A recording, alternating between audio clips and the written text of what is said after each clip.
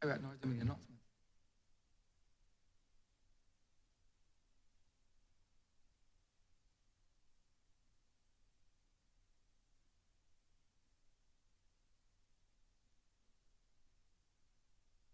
Minutes of the meeting held on Tuesday, June 11, 2024, to be deferred. Honourable Leader, Government Business.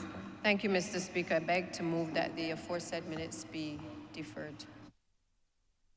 Questions that the aforementioned minutes be deferred. All those honourable members in favor, please say aye. Those against, please say no. Meeting the ayes have it. The aforementioned minutes are hereby deferred.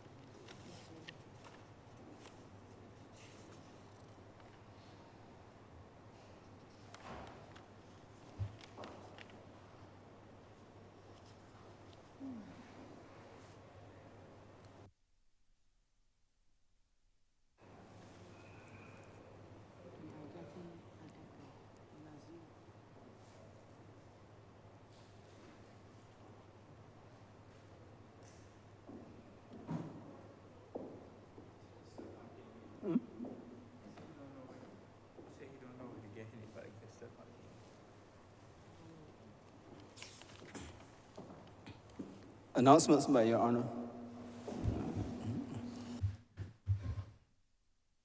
I wish to welcome the Class 4 students of George Lamont Primary School and their teachers, the principal, Mr. Marlon Wilson, Year Head Class 4, Mr. Ryan Brewster, teacher Dwayne Hackett, teacher Kennedy Haynes. I hope you all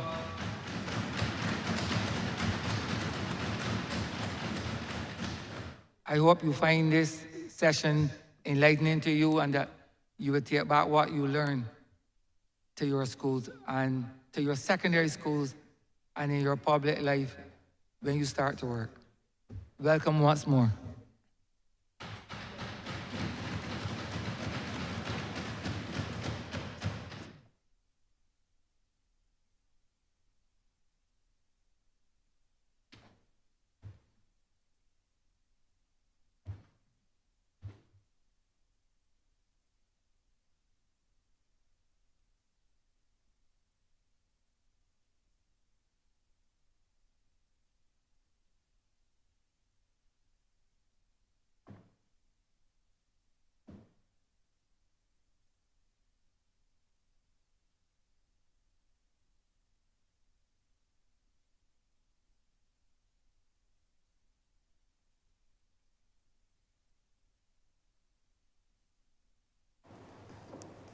Petitions, papers, messages from Her Excellency the President, government notices, private members' notices, notices of questions, reports from select committees, first readings of bills, statements by ministers, congratulatory and/or obituary speeches, personal explanations, motions for leave of absence, oral replies to questions, notices of motion for the adjournment of the House on matters of urgent public importance, orders of the day. Honourable Leader, Government Business. Mr. Speaker, I beg to move the suspension of standing orders 6, 16, 18, 20, 42 subsection 5, 43, and 44 for the remainder of the day's sitting. The question is that the aforementioned standing orders be suspended for the remainder of the day's sitting. All those honourable members in favor, please say aye. Those against, please say no. Meeting the ayes have it. The aforementioned standing orders are hereby suspended for the remainder of the day's sitting. Government business, sir. Government business is the order of the day. Order number 7, in the name of the Honourable Minister of Industry, Innovation, Science and Technology, to move the passing of a resolution that the Parliament of Barbados take note of the Barbados Population Policy 2023. Honourable member for St. Michael South Central. Thank you, Mr. Speaker, and please permit me to join you in welcoming students of the George Lamming School, which sits, as you know, between our two constituencies. You know, we always say that people don't live in constituencies, they live in communities. So too do our students. And so I am pleased to greet the students and, as you have, wish them well in their educational journey onward. Sir, I am similarly very, very privileged, and perhaps it is fitting that we have these students who represent very much what Barbados is and will be joining us for this conversation to take note of the Barbados Population Policy 2023 to 2040. And I think it is important to say from the outset that this policy means to address a broad range of issues and how we respond to those issues across a multi-year period, across generations really. And we have 2023 to 2040 as the date for the policy, but we could easily have said 2050 or 2060. Because the matters that concern us with respect to population will and do concern us for many generations to come. Sir, I just late last week was working with some colleagues, sitting with some colleagues from all around the world, looking at issues of digital transformation, artificial intelligence, and so on. And one of the conveners of the meeting, in framing the meeting, said that he considered that the world is confronted by three key existential issues. He said this, I had not met the individual before, but I want to share what he said. He said that the first of those issues is climate, the climate crisis, and how our physical environment is responding to and is being affected by the way we live, the climate crisis.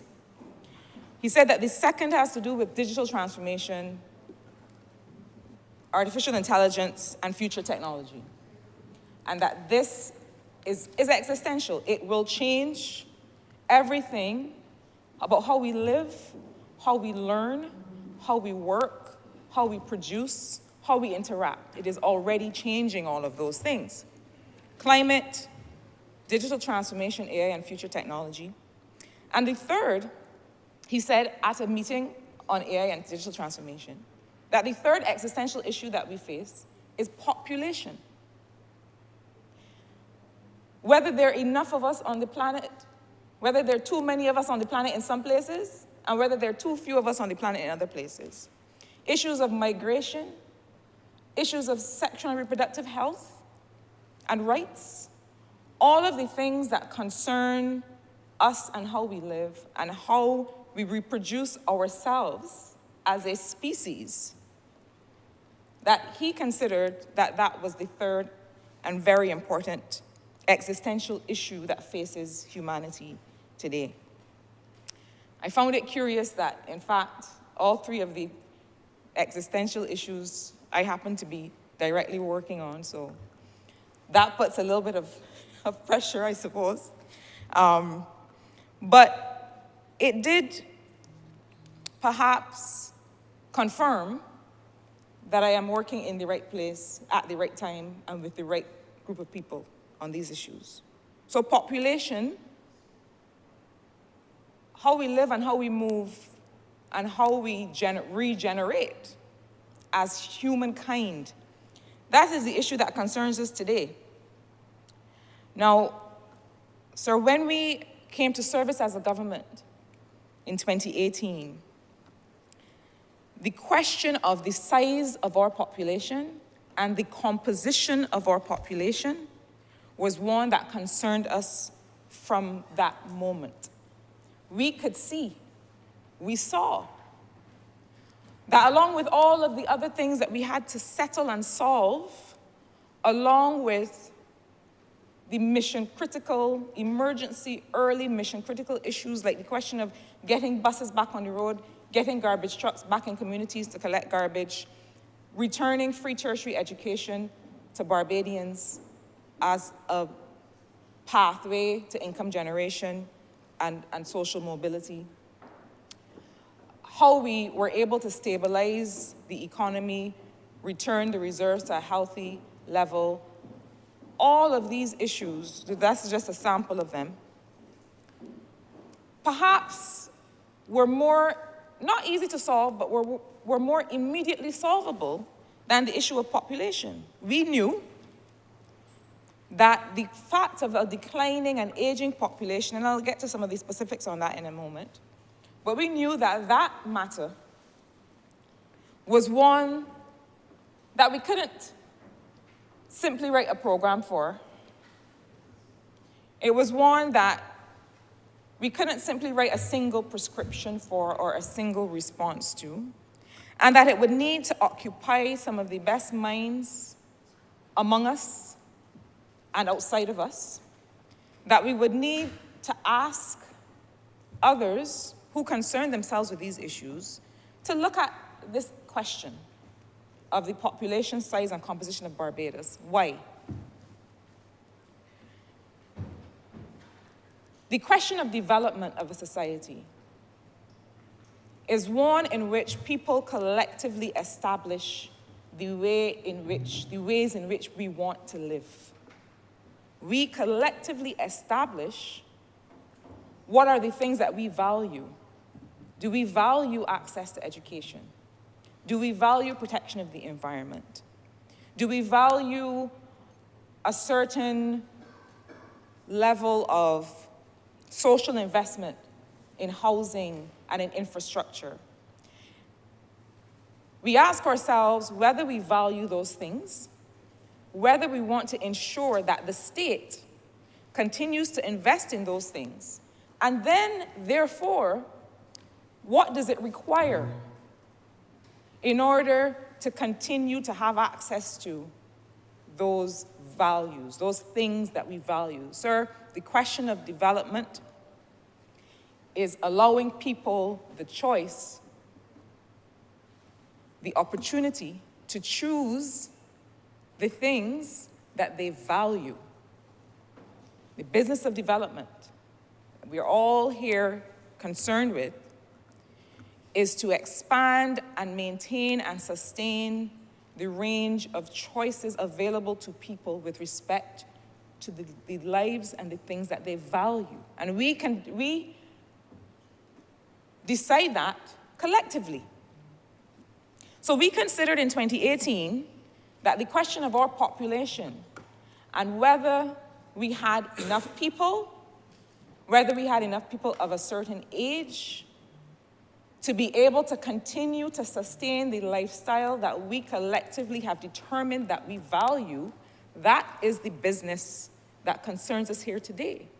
And that is why we decided, and I had the pleasure at the time, the tremendous privilege really, of being Minister in Economic Affairs and Investment and having been asked by the Cabinet to set us on the path to start to answer some of these questions. And what did that path look like? First, we as a government could never believe that we have all of the answers, that we have all of the ideas, that we have done all of the thinking. We can't. And when you see from time to time that we reach across and out and inside and around the globe and right here in Barbados to bring other ideas to contend, that is why. The irony is that the restrictions of population also affect the extent to which we can address the issue of population. The fact that we have limited human resources. I know that there are those of us who don't like the expression human resources because it sounds a little bit too utilitarian. Sounds like we are using people just as a means of production. I'm sure the honourable member who does not like that language will speak to it when he gets to his feet. But the extent to which we are even able to solve these policy issues also itself relates to the population question.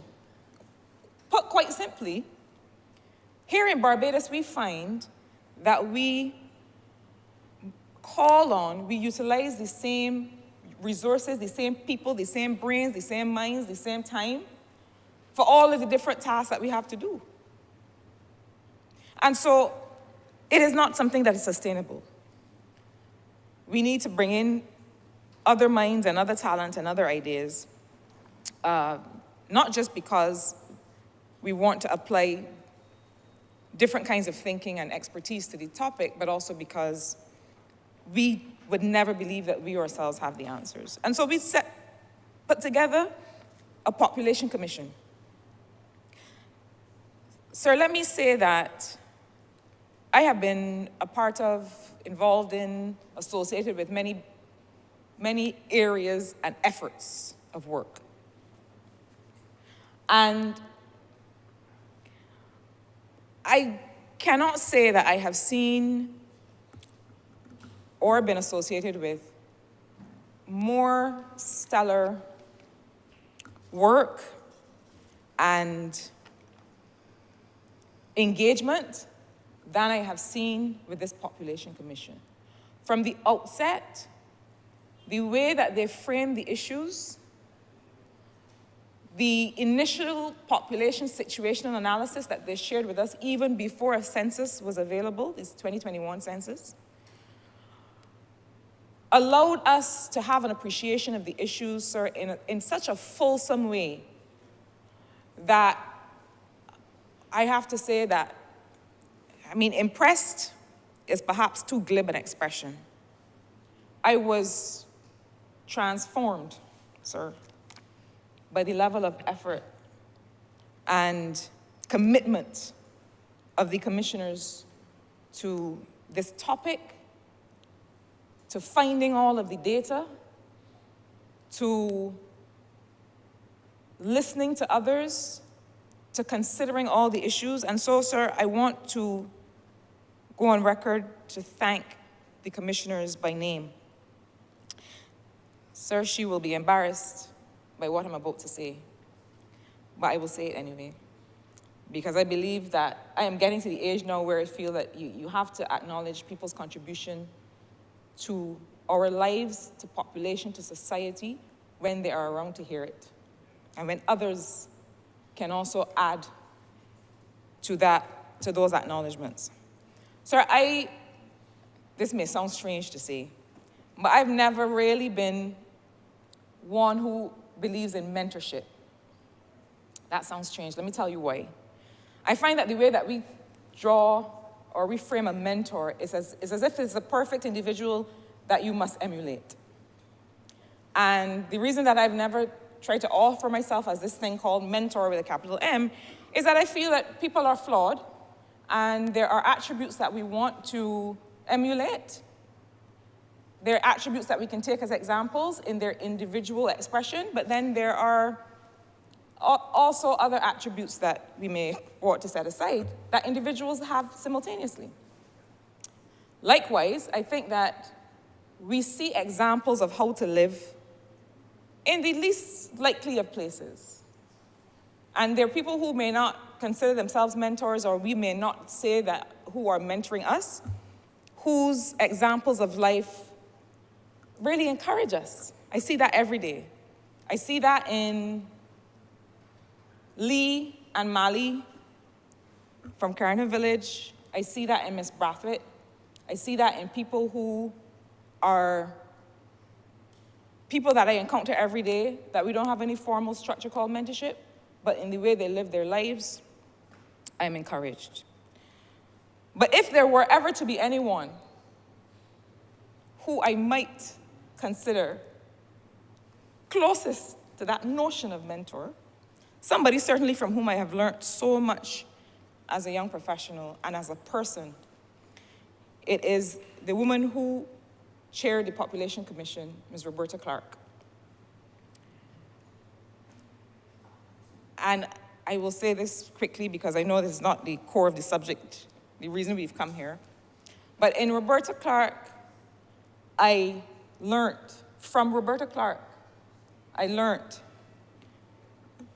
or started to learn, I'm not quite there yet, she's perfected it far better, the art and the science of bringing people closer to you in ideology, drawing people closer, meeting them where they are, and drawing them closer, even the least likely of allies on a subject.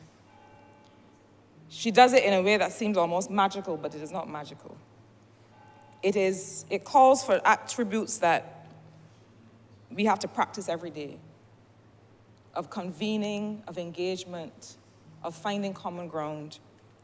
And I dare say that that is one of the reasons and that approach is one of the reasons that this work has been so successful. But it is not just Roberta Clark as chair. It's Waynell Allen Jones as deputy chair, Dr. Jonathan Lashley from the University of the West Indies, Dr. Madhuvanti Maddy Murphy, also from the University of the West Indies. I looked at the list and I saw Pierce Rudder, and I wondered who that was, but then I remember that Antonio Boo Rudder's first name is Pierce. He was also a commissioner. Ms. Janelle Scantleberry-Munsey, who works with the Barbados Fiscal Service, and Mr. Jerome Wood, as well as Ms. Yolanda Alling, who worked on the environmental, planning, ecological concerns of the policy. From the Ministry of Economic Affairs at the time, Mr. Delano Scantleberry and Ms. Vanell Savory worked tirelessly on the setting up of meetings, on the provision of data. And we were also pleased to have, not from the outset, but sometimes, sir, when partners see their mandate reflecting in the work that you're doing as a country, that is perhaps the best possible scenario in which they come on board with your effort. And so the UN Population Fund, who helped provide some information, some framing, but also allowed us to have the key and rare expertise of Dr. Godfrey St. Bernard, a demographer and statistician who worked along with the team. And so I am eternally grateful, not just on behalf of the government of Barbados, but on a personal level as someone who is concerned with development issues professionally. The work that this commission has done is, and I have to say, sir, that, from time to time, there are utterances in this place that suggest that this government is allocating resources to expertise in circumstances where it is not necessary. Sir, the commissioners that put this policy together were paid a mere stipend, so mere as to go without mentioning, really. And the value that they have created, I'm not sure what is the price that we could put on it. And so I pause there because I want us to understand that there are people still among us who give of themselves to help us solve some of these issues of life and living. But if there had been a larger cost associated with this, it would absolutely have been worth it because of the level of work that we've seen from these commissioners. And so, sir, to make reference to the resolution that brings us here today, I want to ensure that we, through you, take the country through exactly why we are here. Sir, I'm being reminded that I must be clearer in my language to go on the record to say to the commissioners, I thank you for your stellar contribution to the work of the government of Barbados and to the people of Barbados.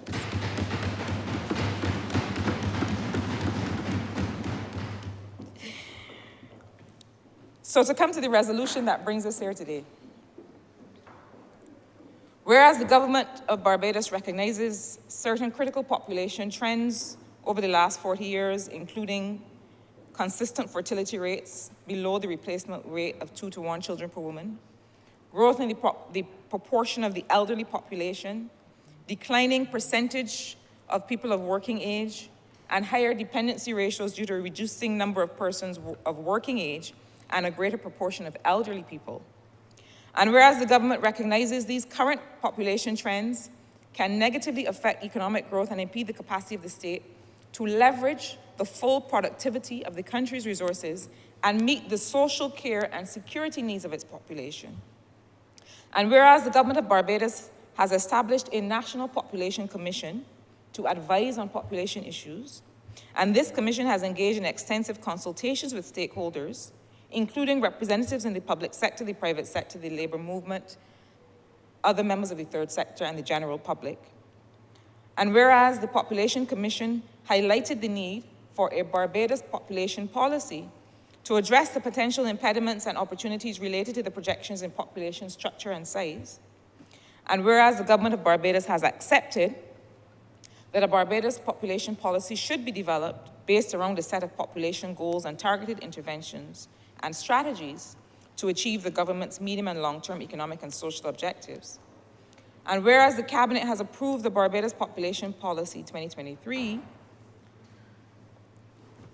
and whereas the Barbados Population Policy outlines 3 policy goals and related sub-goals, be it resolved that the Parliament of Barbados take note of the Barbados Population Policy 2023.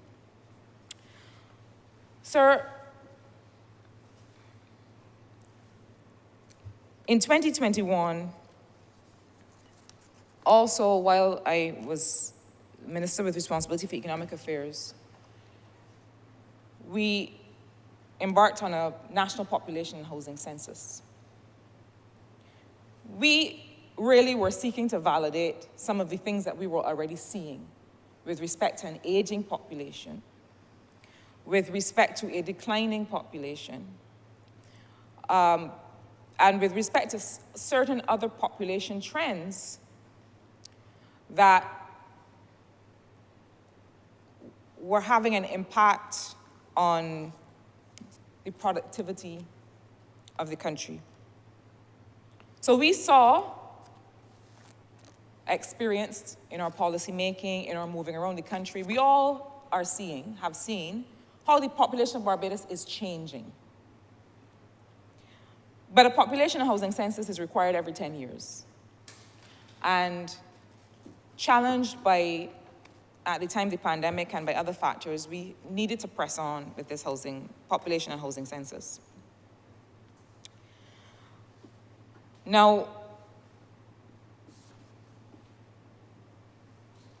the census showed us, and I want to say from the outset that, like any other survey, there are things like undercounts and other anomalies in the taking of data, which means that there's a level of flexibility. There's a level of standard deviation.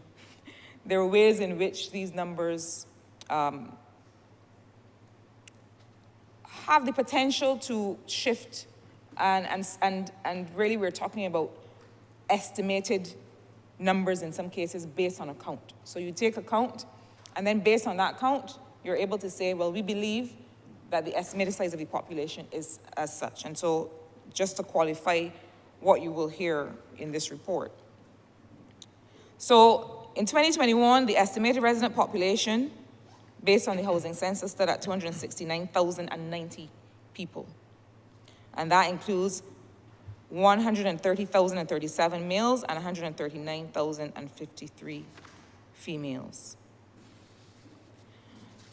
So the 2021 resident population was estimated to have fallen from the 2010 number of 277,821. So in the 2010 census told us that we had an estimated resident population of 277,821, and the 2021 census told us that we had a population of 269,090. 1990.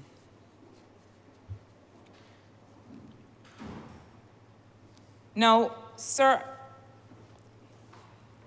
the composition of those numbers is extremely important for what we're talking about here today. From that census, the 55 to 59 age group represented the largest portion of the population. 19,655 people, 9,204 males, 10,451 females. 55 to 59 age group in 2021 was the highest proportion of the population. Let us compare that with 2010. In 2010, the largest proportion of the population was in the 45 to 49 age group. In 2000, the largest proportion of the population was in the 35 to 39 age group. I will repeat so that members and those listening to me through you, sir, can follow me in the trend. The 2021 census, the largest proportion of the population was found in the 55 to 59 age group, which means what? That's affecting the average. In 2021, most of the people we had were 55 to 59. Compare that to 2010, most of the people we had were 45 to 49. And in 2000, the most of the people we had in the country were 35 to 39. The population of Barbados is aging, on average, is getting older. The median age of the population in 2021 was 42.5 compared to 37.3 in the last census. The average age is higher today than it was in the last census. We know from international standards, from established standards, that populations that have a median age of less than 20 are considered young.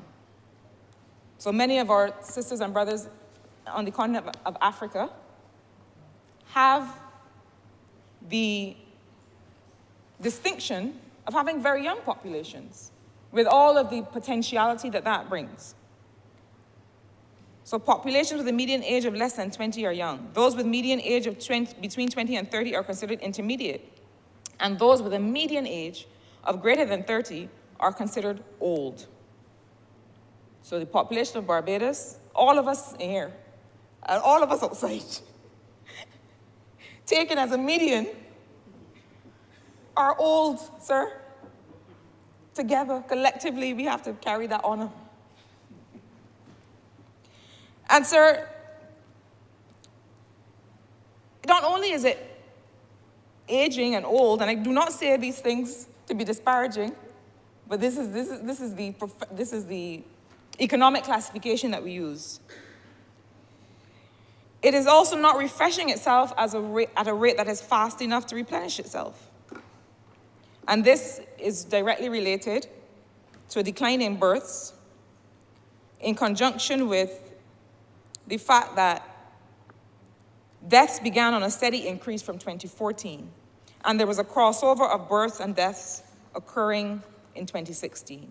And so we are now at the place where we have a declining population. We are not replacing ourselves as quickly as we are dying. Now, we also, that is also affected by people who leave. But it is important to note that there has recently been a decline in outward migration of Barbadians. I think that is important to establish. So we have seen, on average, over 60 years, an increase in people leaving Barbados to find work overseas. But that rate of outward migration is actually on the decline. Now, it may suggest many things.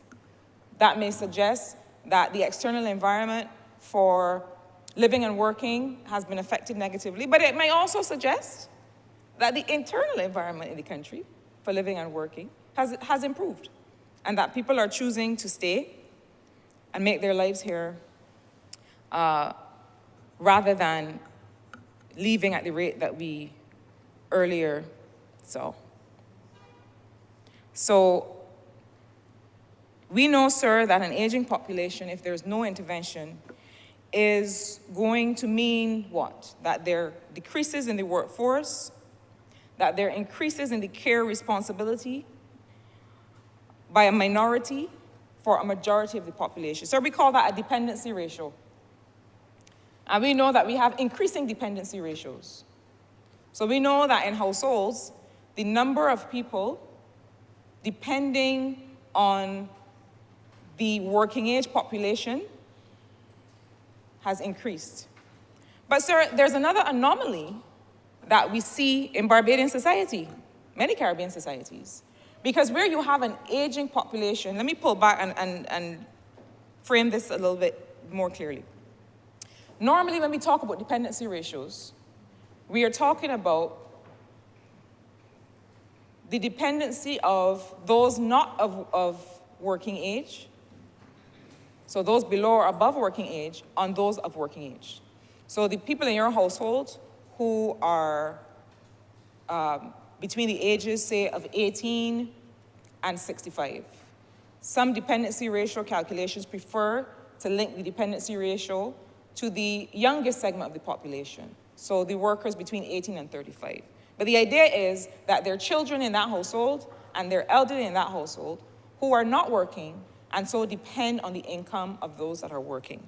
But we have a feature of Barbadian societies where we also see this inverse notion of dependency, where we have a percentage of the population, a part of the household, that is dependent on the income of the aged. We have a percentage of the household that are dependent on the pension or other incomes of the aged. It is actually a reasonably rare phenomenon.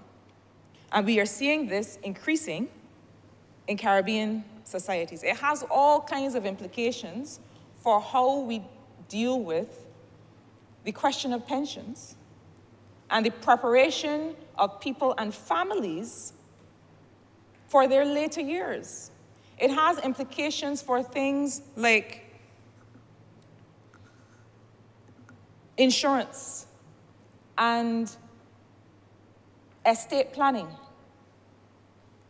and how we ensure that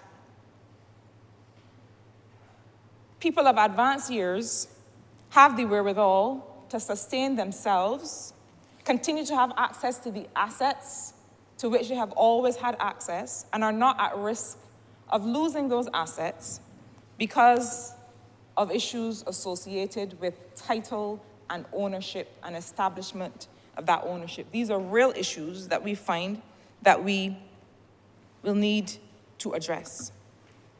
So we have dependency on the working population, but we also have dependency on the aging population. And there are many of us who speak every day to Barbadians, older Barbadians, who say to us, well, I have the pension, but I also have a son who passed away.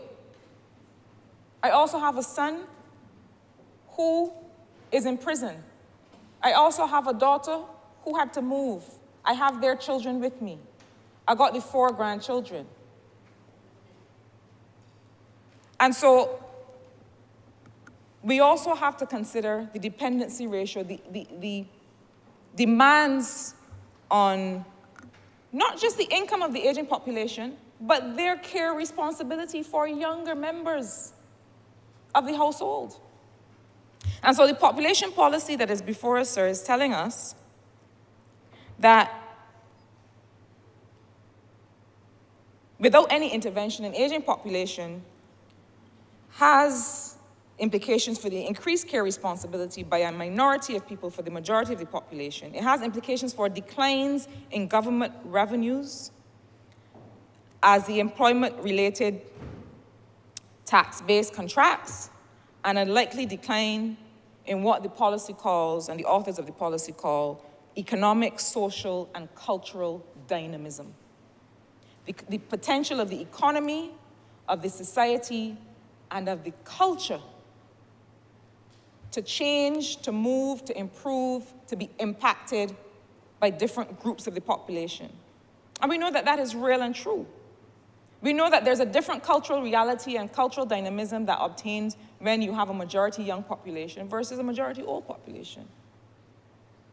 We know that this has implications for how we deliver services to our population, because the way in which you deliver services to people who feel comfortable and at home with their access to technology and their command of technology will be different from other groups. So we know, sir, as well from the population policy that over the next 30 years, the dependency ratio is expected to grow to nearly 2 dependents per person of working age. 2 dependents per person of working age. What we don't have here is what is the dependency ratio on people above working age, which is also increasing, placing strains on families and social care and security systems. And sir, what you will find in this population policy, which is an outstanding framing and approach to the framing, is that at no point has the Commission set aside the notion of care and social relationships. The capacity that we have to reproduce ourselves, and when I say reproduce ourselves, I don't just mean physical, sexual reproduction. I'm not just talking about having more children, I'll come to that in 30 seconds. When I say reproduce ourselves, I mean the following. Households are centers of economic production. Households are not simply consumers, but producers of economic inputs. Those inputs, and perhaps the most important input, is labor, is people. The fact is that what we call the household economy, the domestic economy, economists years ago used to consider households only as consumers. We give households goods and services. As a state, we give households this. As the private sector, we sell households goods and services. But the fact is that one of your biggest economic centers is the household. And so we always have to consider as a state the extent to which we are investing in that reproduction of people, because it's not just babies. When I'm talking reproduction, I'm not talking about babies. I am talking about the fact that every day somebody gets up and has to make meals for others in the household. People have to iron people's clothes. I know some members in here never hold an iron yet. I won't call any names. Clothes have to be ironed. Meals have to be prepared. When people are ill, they have to be taken to the doctor. They have to be visited in hospital. This is reproductive work. Why? It reproduces the labor market. It means that people can get up and go to work and produce every day. And this population policy, to its immense credit, never for a moment forgets the role of care, nor does it forget the role of environmental and ecological protection in our discussions of population. And so in that regard, the policy tells us that care of the elderly is expected to nearly double in its demand of financing from just under 20% of total health expenditure to nearly 40%. So when people wonder why the government is building a geriatric hospital, the fact is that we know that the nature of health care is changing. Yes, we are delivering health care to an entire population and we are involving people in their own care, but we know that that the majority of the population in that conversation about delivering health care is an older population. So,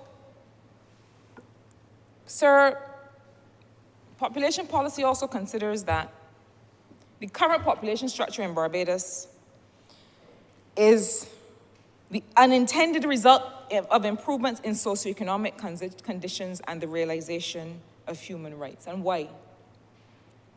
Because when you have greater access to quality education, greater labor force opportunities, greater access to healthcare, including sexual and reproductive services, you often find that the corollary of that is a decline in birth and death rates. So the family planning movement of the 70s and 80s was, according to the population policy, a little bit too successful. Similarly, the investment in healthcare has meant that people are living longer. And so this is not a straightforward conversation, because we also have to look at the quality of life issues. We want people to live longer with a high quality of life. And so I am sure that there are others in this debate here and in the other place who will begin to address some of what those investments may need to look like. But I want to say from the outset, sir, that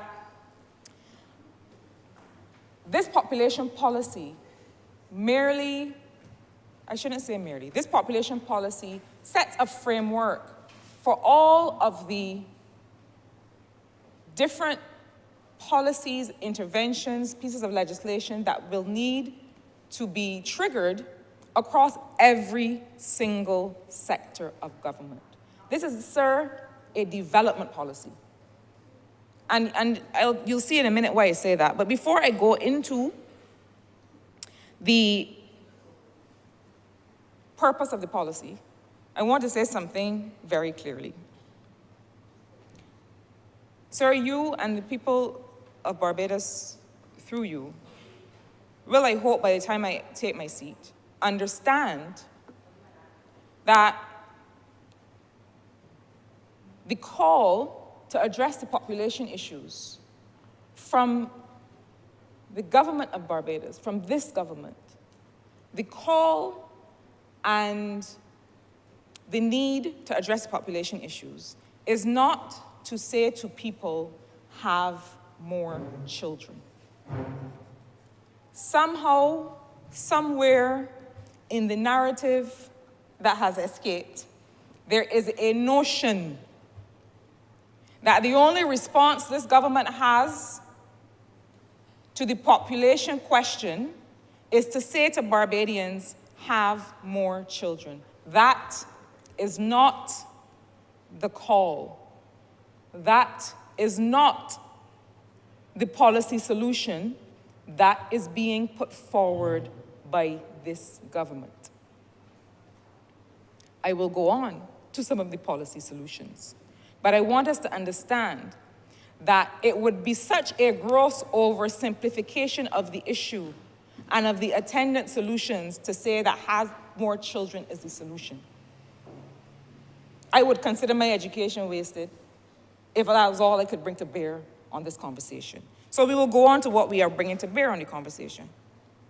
That the purpose of the population policy is to promote sustainable and inclusive development and good quality of life for Barbadians and residents without compromising environmental sustainability and the ability of future generations to meet their needs. I will repeat the purpose. The purpose of this National Population Policy 2023 to 2040 is to promote sustainable and inclusive development and good quality of life for Barbadians and residents without compromising environmental sustainability and the ability of future generations to meet their needs. So the equality that we are seeking, that we are targeting, that on which we are insisting, is not just equality today between women and men, between adults and children, between people from rural and urban Barbados, among all groups of people alive today. But we are also seeking to have a degree of care, consideration, and equality between people and the planet, between people and the environment. And then on the other hand, between people alive today and the future generations. So humankind has always had a very extractive approach to how we live our lives, traditionally. Earlier industrial revolutions were based on a model of extracting forced labor from subjugated populations and extracting value from our natural environment. That has been the model. What we are saying today is that the model must be, how do we live in alignment with the environment? How do we remove that extractive approach to development and industry? And how do we also ensure that this is not just about the people alive today, but who told you that you are the only one that has a right to enjoy the planet because you happen to be alive now? What about the ones that are joining us in the gallery who will live far longer than we will live? And their children who are not yet here. So the population policy has 3 interrelated policy goals. The first, ensure a population size sufficient to grow and sustain adequate levels of social care, productivity, labor force participation, and revenue for inclusive development. So the first policy goal, sir, is a demographic goal. It has to do with the size of the population that we're aiming to affect.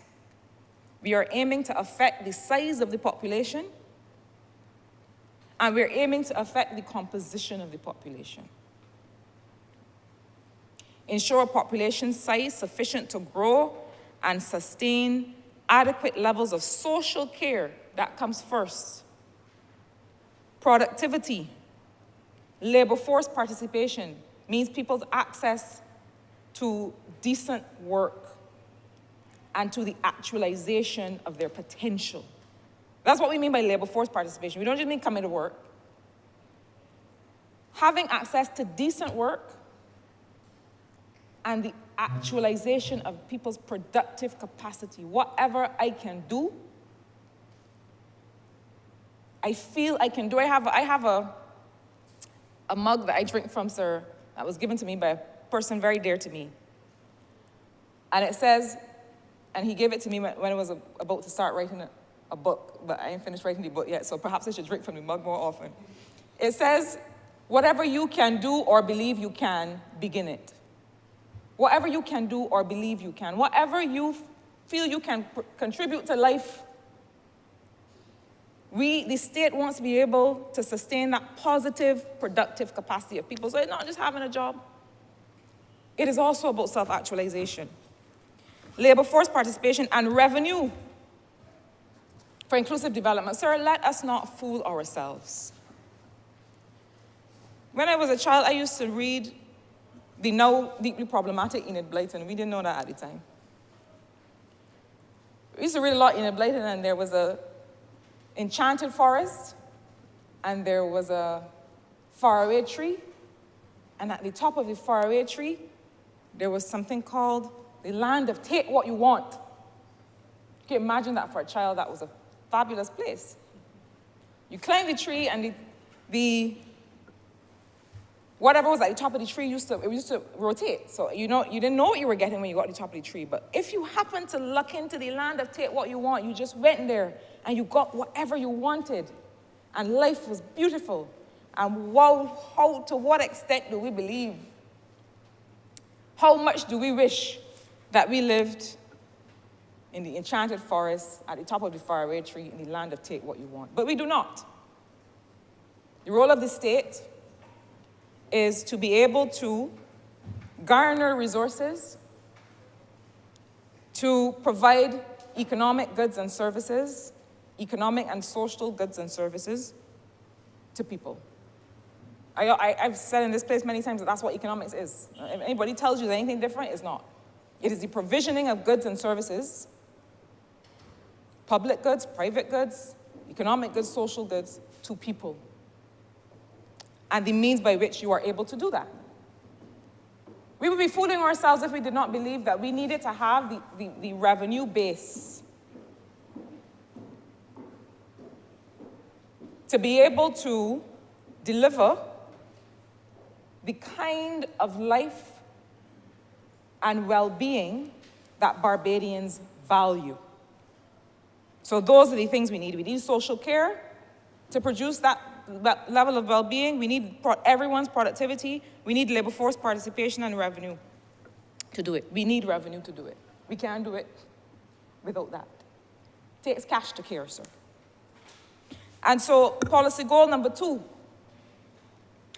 provide Barbadians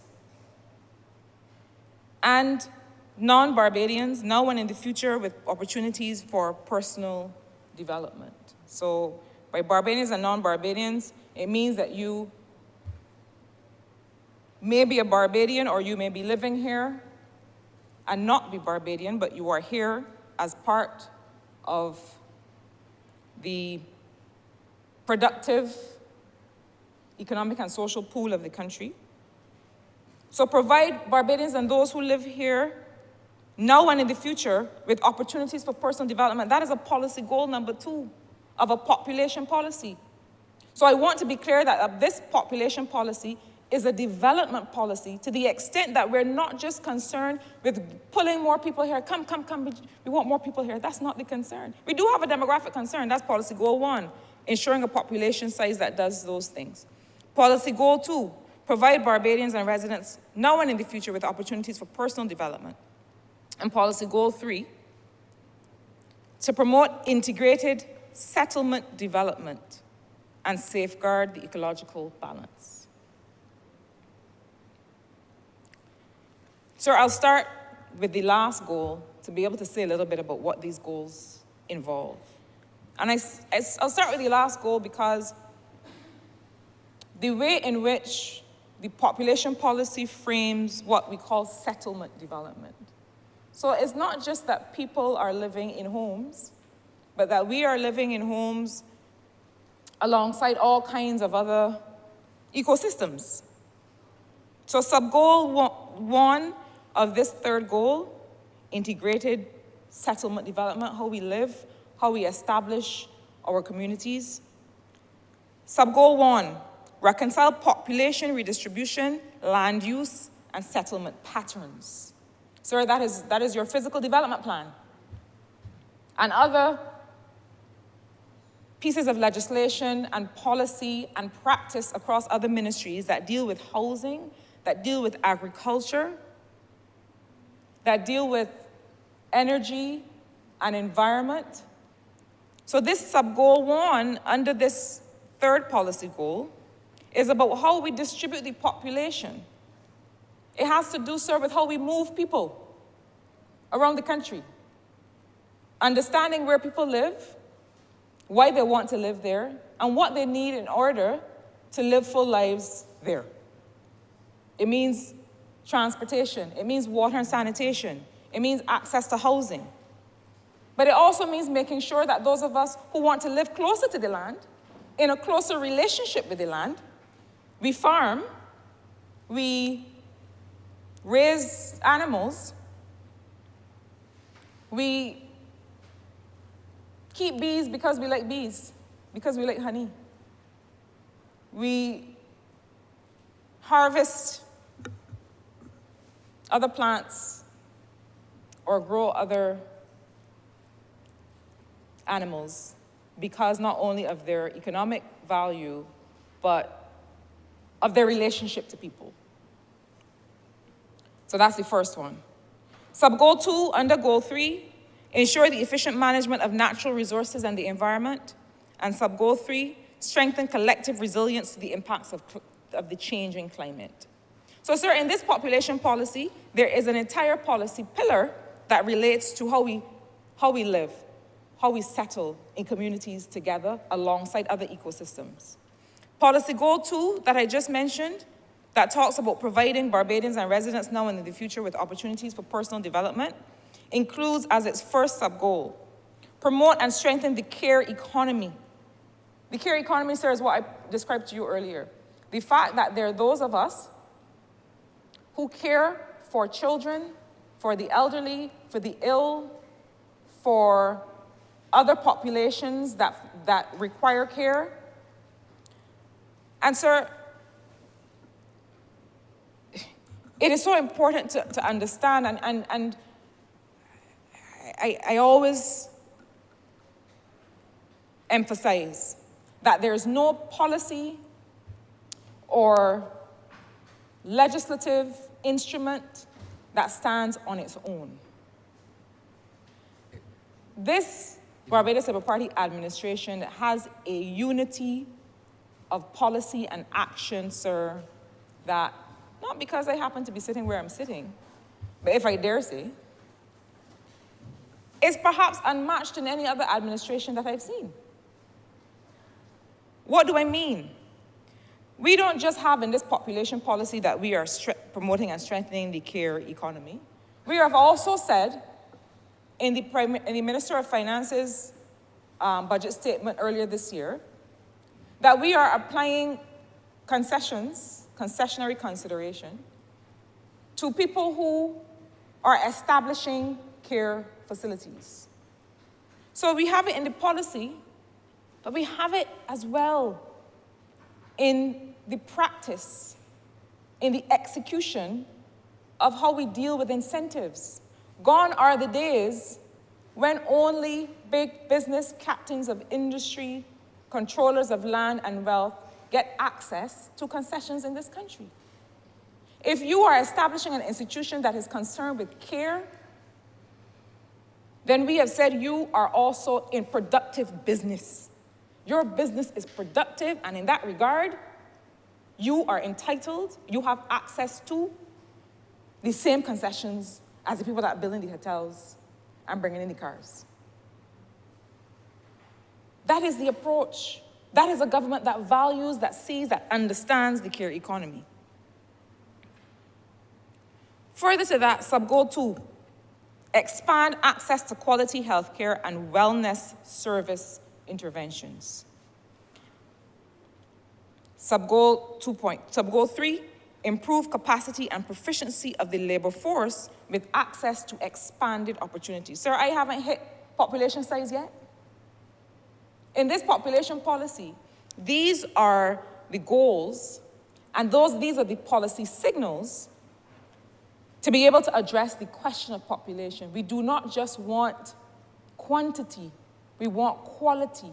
We want to be intentional about the lives that we help create through our policy work. So, population redistribution, land use and settlement, natural resources and the environment, collective resilience, strengthening collective resilience to the impacts of climate change. That's on the environment and ecological side. In the personal development side, investing in the care economy. We have the concessions for care. We have the investment in the community elder care program. We have so many other investments in the role of care. I also have to mention, as Minister of Industry and Minister responsible for Export Barbados, sir, the fact that the Pelican village where everybody has been recently enjoying cricket also is building out, as we speak, care facilities for children and for the elderly. And so you'll find under construction, soon to be opened, that we are following through on the promise and on the expectation of care providers who work in town, who work around town, who have this challenge of not just how their children will be cared for while they're earning, but how the elderly in their households will be cared for while they're earning. But not only that, the kind of training and activities that are planned for those facilities will also include digital literacy. We'll also be preparing babies and young people, because that's when they start learning tech. So not just that population, but also the elderly population who find themselves feeling a bit marginalized by technology, that we also bring to bear those kinds of activities in that location. Sir, it is not an island-wide facility, but it is following through on the promise of increasing daycare facilities for children and for the elderly, because we realize that care is a gap in this country, and we are following through on that commitment. It addresses healthcare, and it also addresses expanded opportunities like training and skills development. And now I get to population size, sir. We have a sub-goal 1 that has to do with increasing the population of persons of working age, and sub-goal 2, enhancing family well-being to support reproductive decision-making. Let me repeat. The first goal under policy goal 1. We have to increase the population of persons of working age. We have to. The current population of Barbados cannot, at its current size and composition, sustain the quality of life that Barbadians have demonstrated that we value into the future. Even today, we have to increase the population of people of working age. The reason that the policy solution is not having more babies is that, 1, that is a fickle and not dependable kind of solution. But 2, that it takes too long, frankly speaking. To say, okay, the solution is to have more children, and to leave it there, is to not have a plan. And we are demonstrating, by all that I have said before and what I will say to come, that we do very much have a plan and are very clear-minded about the kinds of interventions that are needed to grow the population, but also to create a population that has this access to choices and to making the kinds of choices that they value. So we must increase the population size. We must increase the population base just to be able to carry us along. We must increase the number of people who will choose to be teachers, nurses, police officers, officers in the army, engineers, doctors, sanitation workers. We have to increase the base of people who will be productive. But we also have to enhance family well-being to support reproductive decision-making. What does that mean? Through the policies of the state, we have to make sure that when people do make the choice to expand their families, that those choices are supported by the state. And that is going to call for all kinds of interventions, not just by the government, not just by the state. And that's why when we became to service in 2018, this government made very visible the role of the third sector and others in helping us to carry some of these conversations. There are many things, sir, on which we are silent.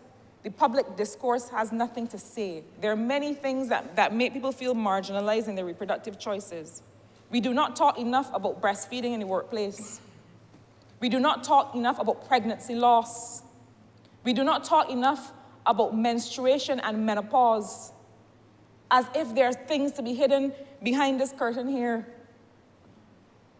These are the facts of life. These are the conversations that determine how we will be able to support families. But similarly, sir, we also have to make sure that we continue to invest in things like parenting classes. When we talk about enhancing family well-being to support reproductive decision-making, what does that mean? It means that people feel supported, that when they have children, when they grow their families, that the state recognizes and acknowledges the family unit as a productive and important economic and social unit. However, that family is comprised and composed. We don't get to tell people who their family is. People get to determine who their family is. But people must feel supported in making those choices. returning the free tertiary education that the last government decimated was a way of supporting reproductive decision-making. Why? Because so many of the families who came to me, and sir, we talked about dependency ratios on the elderly population. In St. Michael South Central, there were pensioners who had to find money to send to university and to community college and to SJPI, their 17 and 18 and 19-year-olds in their households, pensioners. That is what dependency ratio on an aging population looks like. And when you remove free tertiary education from a population, from a society of this nature, you're saying to people, you do not have a chance in this Barbados. Supporting reproductive decision-making is sending the signals and showing to people that we are going to give you the wherewithal to send your children to school for as long as they have the productive vision to want something for themselves and to make something of themselves. Supporting reproductive decision-making, sir, means that we are expanding 24-hour access in polyclinics, in the healthcare system. It means that we're investing in the Queen Elizabeth Hospital. It means that we are investing in people's parenting capacity. It doesn't look like a single thing, but it has to be and continue to be many things. But I want to turn quickly, before I sit, to the first sub-goal, which is increasing the population of persons. I don't say persons, I prefer to say people. Increasing the population of people of working age.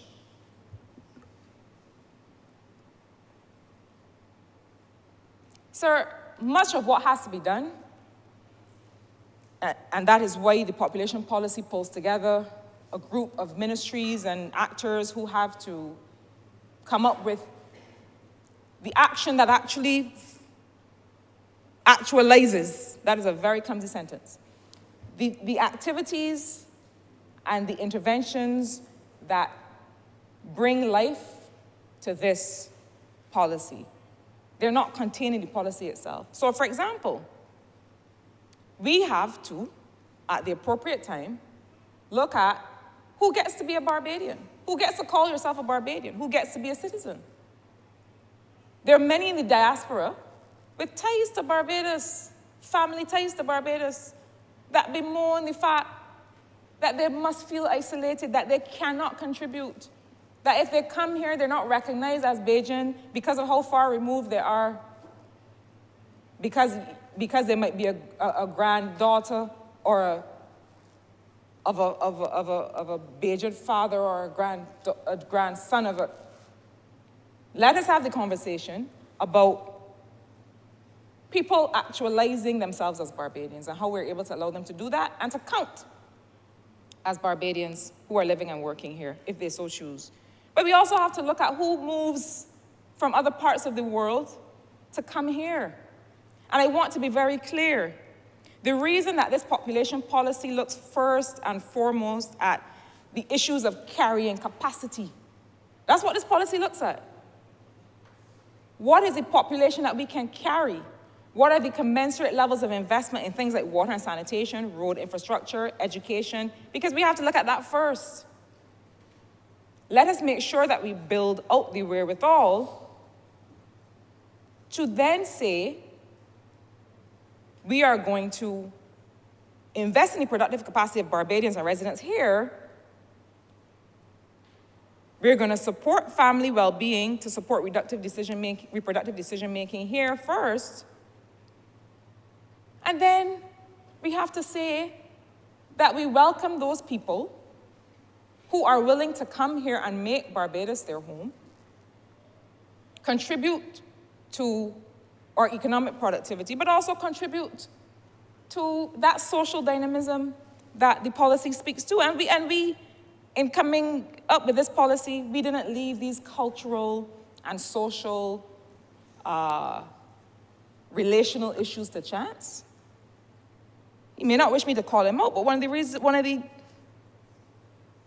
contributions that that Mr. Rudder was able to make to these conversations had very much to do with some of the cultural norms and evolution of a society that starts to welcome others. But Barbados has a history, has a legacy, a proud legacy of welcoming others. I dare say this, every Barbados Labour Party administration has a proud legacy of welcoming others.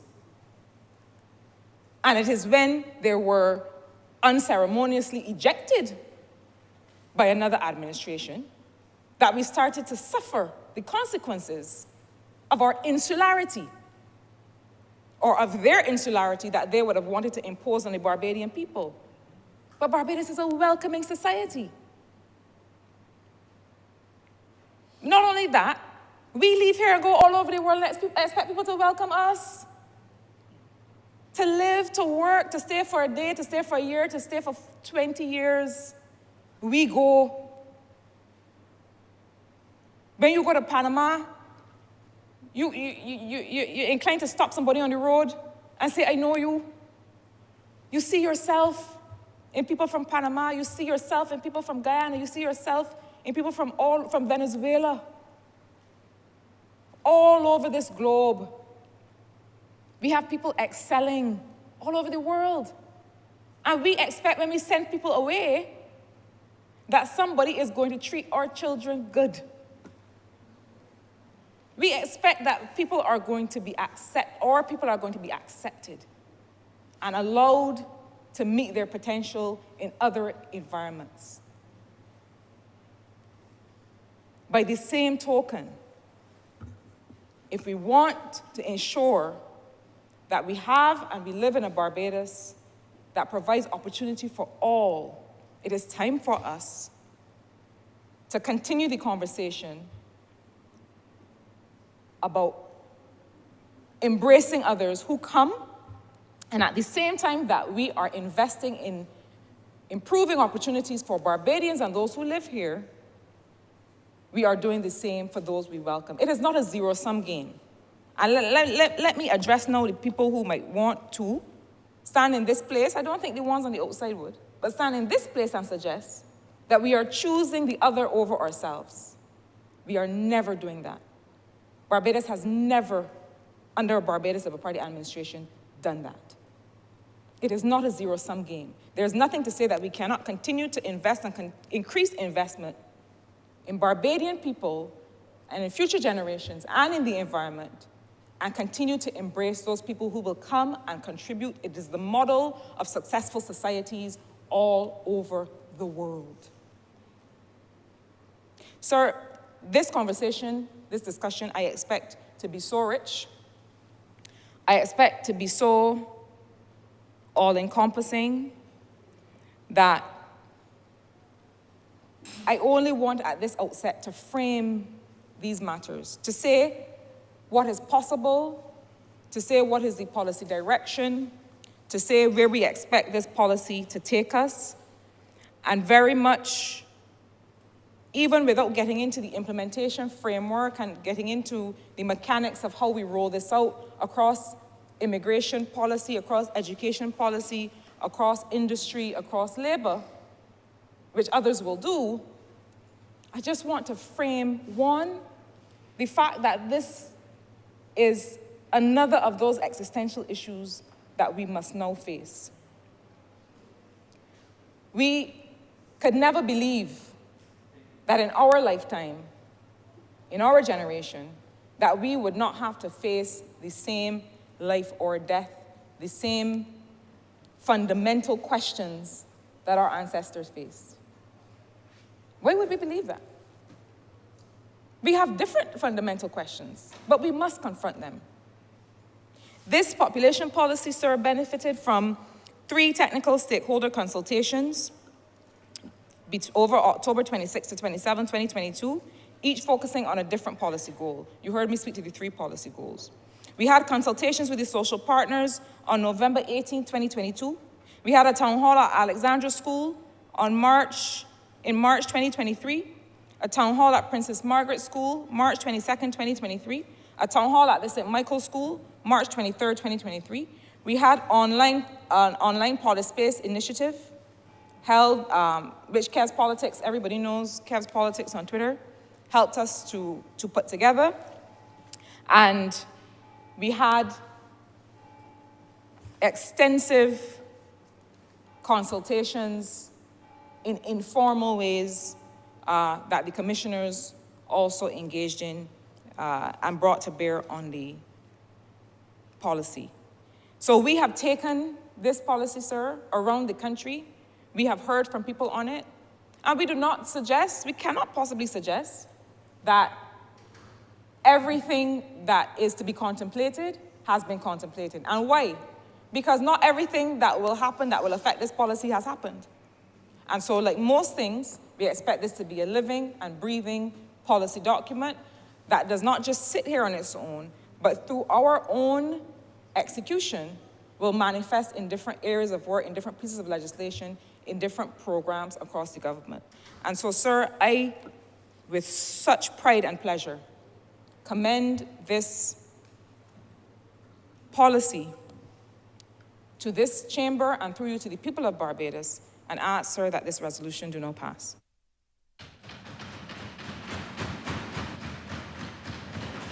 Honourable for Christchurch South.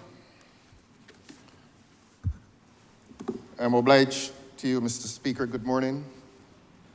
I was not physically present when you welcomed the students, the primary school students. I believe you said they're in fourth form of the George Lamin Primary School.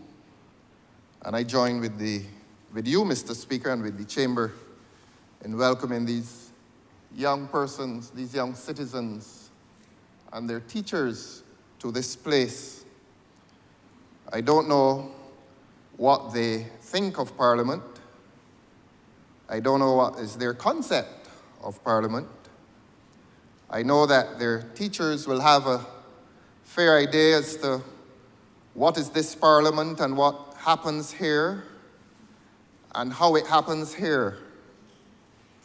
And it is the last question as to how it happens that I wish to make some particular appeal today, since if this is their introduction to this place, we want to give them an assurance that it is a place where constructive debate takes place, constructive speech related to the future of this country and related to their future. And to tell them, through you, sir, that a parliament is a place where laws are made, laws that are made for all citizens of this country, from the very rich to the very poor, and from the very old to the very young. All laws originate in this place. And together with the making of those laws, always is the question of debate. And when we say debate, we are talking about how we speak and what we say towards the making of those laws. And sometimes we agree and sometimes we disagree. And we want to give these young citizens today the assurance, and their teachers, that there are times when debate is vigorous and it contains much contention, much difference. And there are times when it becomes, and I hope their teachers will explain to them these words, when it becomes philosophical, when the debate exists at the level of the idea, and all humankind, all men and women are entitled to have ideas that differ one from the other, towards constructive debate, towards a society in which we can all live harmoniously. So I say again today, through you, welcome to these young citizens and their teachers, and I promise them that we will attempt today to have a debate that is constructive and a debate that will go towards making for a better life in their country. Since I listened to the last, to the Honourable Member for St. Michael South Central, very carefully, and I made a number of notes based on the honourable member's contribution, and I will come to those. But today, let us focus on the idea. And the idea, the main idea today is that of population size, and it is an interesting subject when one is speaking to children. Those people who did not turn up here, we brought them here. And they then become a part of this thing we call the population. And listening to the honourable member for St. Michael South Central, it is population size. How do we fit our young citizens? How do we prepare our young citizens for their place within the rest of humanity in this country? And how do they fit in, and how do they take their place? And what relevance is population size to them? I heard the honourable member say quite correctly that none of us in this chamber, none of the 30 who are elected to this place, none of us can consider ourselves young. Those young people up there, those citizens up there, they're the young people. And so every debate must be a preparation for them to occupy this world for the responsibility of which we bear much. So population size, how do we deal with this question of the population and the size of the population? It's called Thomas Malthus. And he posited the theory that the supply of food, he focused on the supply of food. Malthusian theory. Malthus, yes. And a bit of an alarmist at the time. He said that it really is the supply of food that should determine how large the population should be. And I said he's alarmist because he had this preoccupation with keeping population sizes small. I do say alarmist, keep the population small, because if you don't keep it small, the food will run out. There would not be enough food for the people we have. And of course, you know, sir, that over the years, his theory was discredited. He was basically telling the governments of the world and the various populations, keep your size down. If the population becomes too big, the world is going to have a problem. You're going to run out of food, and there will be famine and war and things of that nature. So he has been described as the father of population. This alarmist position that we are at risk of having too many people. Listening to the honourable member for St. Michael South Central, and correctly so, the world now reaches a point, and various parts of the world, and indeed this developing part of the world now reaches the stage where we are discovering that in many cases our populations are too small. And it is of particular relevance in Barbados because of the questions of demography. We have, and we all know this, we have too many, well, you can't have too many old people. We have a lot of old people. And there's an imbalance between the numbers of the old people and the numbers of people who work.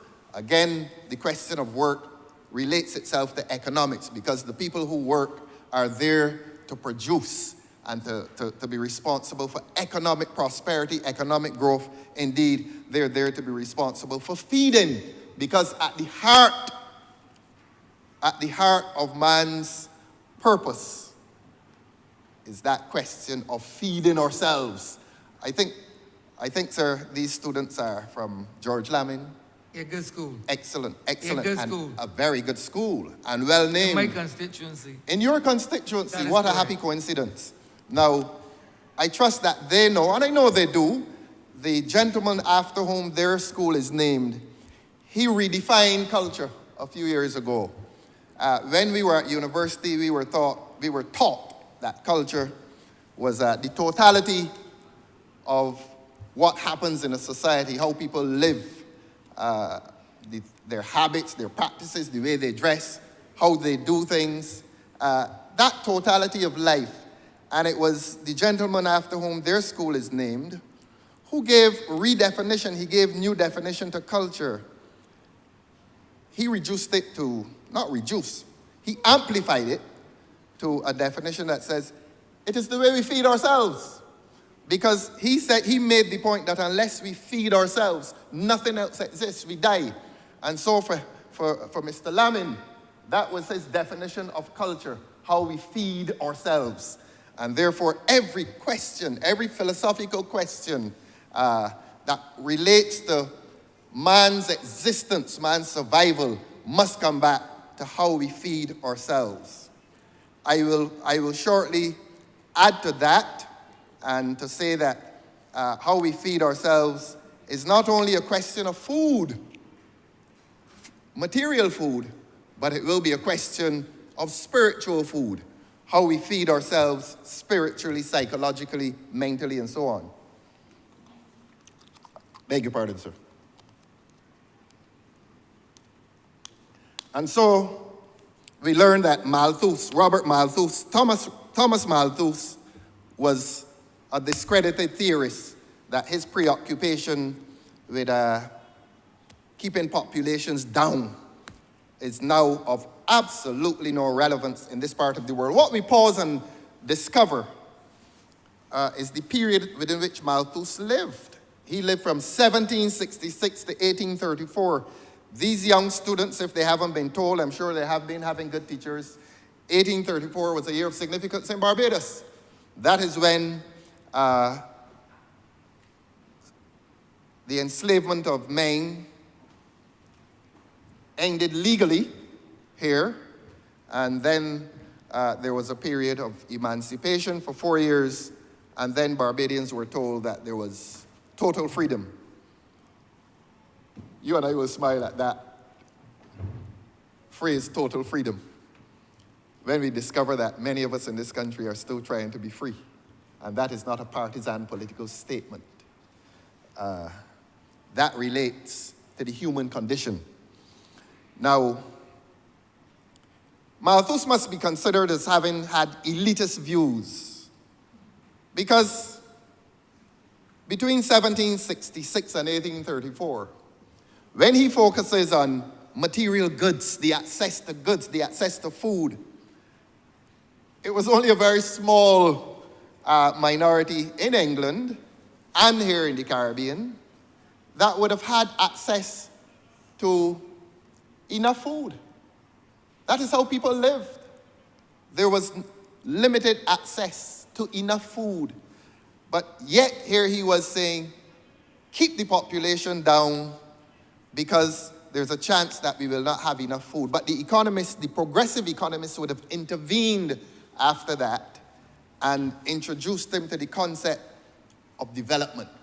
And development is not only about growth, but development is about the enhancement, how we enhance our lives socially and politically and otherwise, and culturally, how we enhance our total life and our total lifestyles. Now, these days we talk a lot about the young people and how they have a different appreciation for life, how they see their society differently. Now, you and I, sir, we are children of the 60s and 70s. And I want to remind you, sir, that when I'm on the subject of this clash of values, today we are still talking about the clash of values between the old people and the young people who seem to see the world so differently, and therefore their behavior is foreign to us. I want to remind you, sir, that when you and I were in the 1970s, particularly at school, they used to ask us to write essays about the generation gap. You and I had those essays to write. And the older people then were seeing us as not within their value system. So that I want to say to you, sir, that the question as to the generation gap, that clash of values, is nothing new. It is something that has occurred from generation to generation.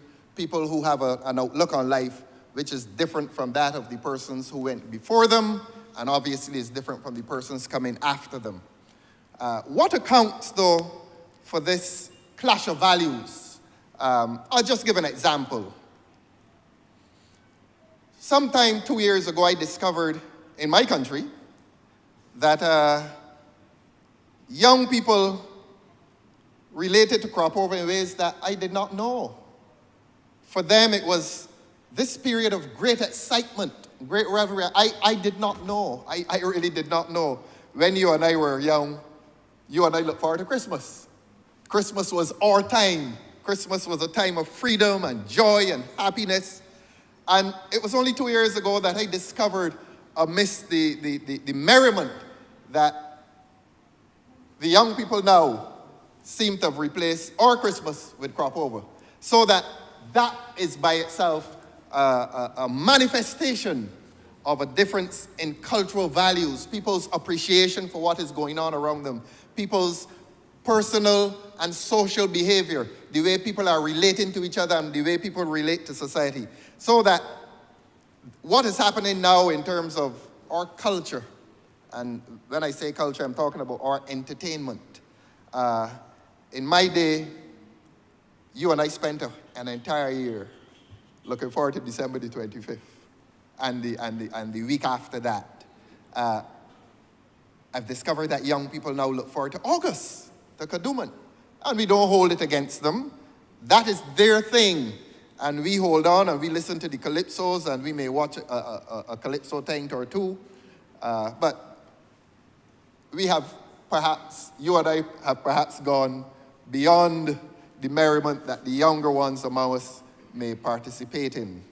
But that is evidence, that is an example of this generational shift of values.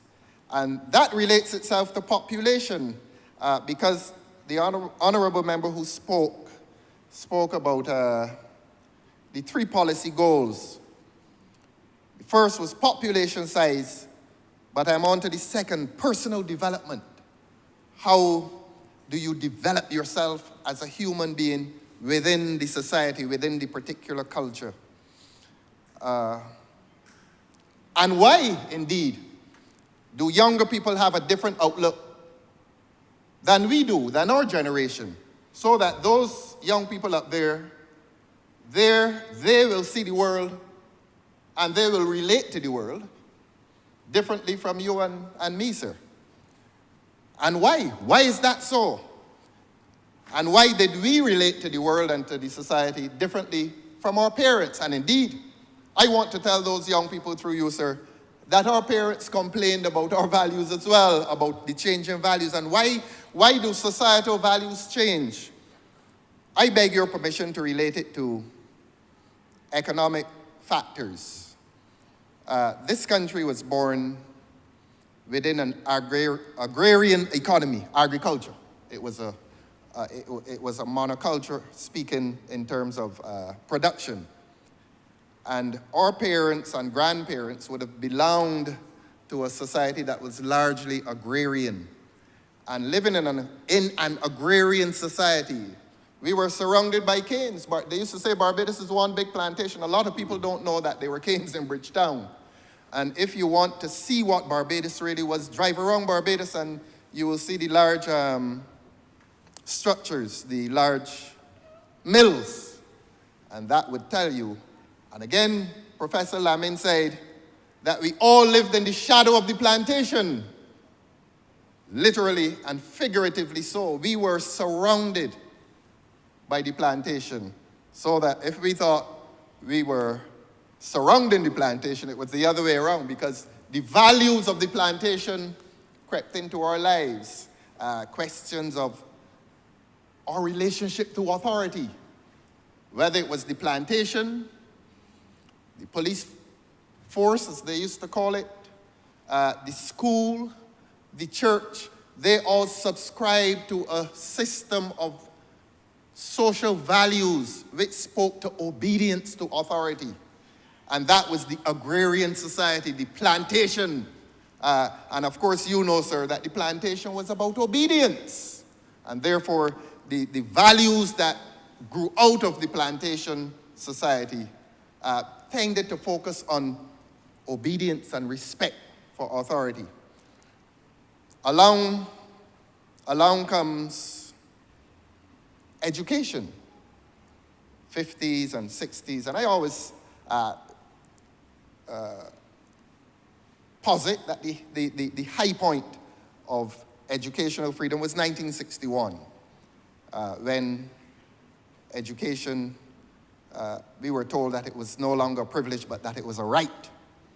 And that revolution in education gave rise to the dismantling of the agrarian society. People were no longer, before that, before the 1940s, the average Barbadian who left school, he did something called seventh standard. And I think, sir, they were leaving school at about 12, 13, 14. And they went, unless they had an individual skill, like a carpenter or fisherman. A lot of masons weren't around then, but because most of the houses were wood. Unless they had those individual skills, they went into manual labor. And they went to work for somebody, whether it was a plantation, a factory. The most labor was manual labor. And again, that influenced people's values, a relationship to a boss. And that was the society of our parents. And being in that society, they would have passed on to us their value systems, obedience to authority. And we don't wish to convey to young people that there's anything wrong with obedience to authority. But we want to convey that authority must justify itself with fairness. But that's another issue, that's another discussion for another time. And so we move from the agrarian society into the society of educated people who had access. We moved away from agriculture, and this economy, jobs became service-based tourism. The advent of tourism, the advent even of the office in town. Broad Street used to be a place of merchants selling goods. And then in the 60s and 70s and 80s, the emergence of the office, the availability of services. People started to make services available. Not only tourism, which is our main service, but other services. Something as simple, for example, as the Xerox machines that used to give you photocopies. Things of that nature. And so, as the economy changes from the agrarian to the service, people's values change. And we're talking about the quality of life, personal development, social development, how people relate to each other. We come to a point today, sir, that this country has not known before. And our young guests here today are born into it. They have nothing against which to compare contemporary society against what you and I knew and the members in here. We can tell them about it, but they don't know about it. They have not lived it. They have not experienced it. So for them, that is normative. And I don't want to necessarily talk about what is happening today, but to remind these young people through you, sir, that they must assume some personal responsibility for keeping the peace. And I'm sure the teachers have told them that, so that is an aspect of population and population size to which the Honourable Member for St. Michael South Central would have referred, the question of personal development. How do we ask these young people to develop themselves personally? What then will be our contribution to their personal development? What values will we transmit to them? You and I, sir, would want to say to them what has been or what was our experience. Literally from Sunday back to Saturday. On Sunday, you and I woke up, and I'm sure the teachers told them this, but I want them to hear a parliament saying this to them. That we woke up on Sunday mornings, well, we didn't wake up.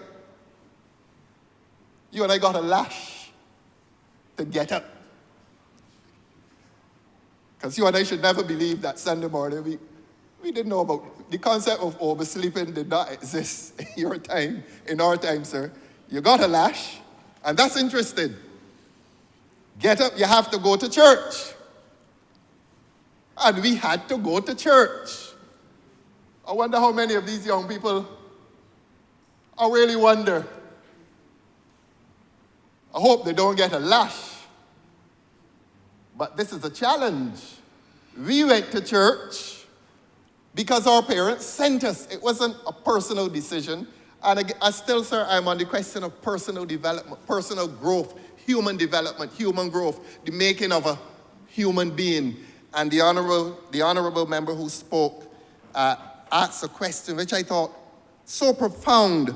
How do we reproduce ourselves? Because when we have children, either as parents or teachers, we're attempting to reproduce ourselves in a sense. And if we are satisfied with our own experience, is it our moral duty to reproduce ourselves in our children? Whether we are teachers, whether we're parents, whether we're police officers, whatever we are, how do we reproduce ourselves? So on Sundays, the old people sent us to church. And you know the experience. You go to church the Sunday morning, whether it's 9 or 10 o'clock, you go back home, you have some food, and our generation loves to tell this story. Sometime in the mid-afternoon, back to church again, because you couldn't go outside and play. And the young people, the children, the forefathers must hear this. It is important for them not only to hear this, but to know this. And not only important to hear and to know, but to understand it.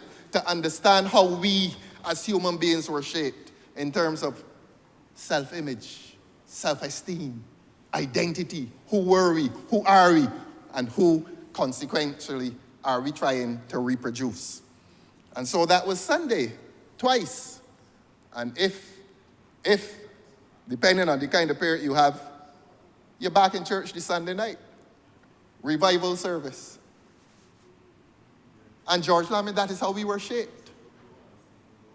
That is how we were shaped. That is how the week started. The only trip you could take outside the house was to go to church. We used to play cricket in the road, as you know, sir. You couldn't go outside on Sundays because Sundays was a sacred time. And Your Honor, I am on the question of personal and human development. And all this pertains itself to the profound question that the honorable member for St. Michael South Central asks: how do we reproduce ourselves? I was really drawn to that question and the structure of that question. So that's how the week began. And then from Monday to Friday, school. There are a lot of children in this country today, for one reason or another, they're not attending school. Some of the factors are economic. There is the tragedy that I'm told that some parents are unable to feed their children. I'm told, and a lot of the teachers in this country must now take credit, I'm told that a lot of teachers in this country feed the children out of their own pockets when they come to school.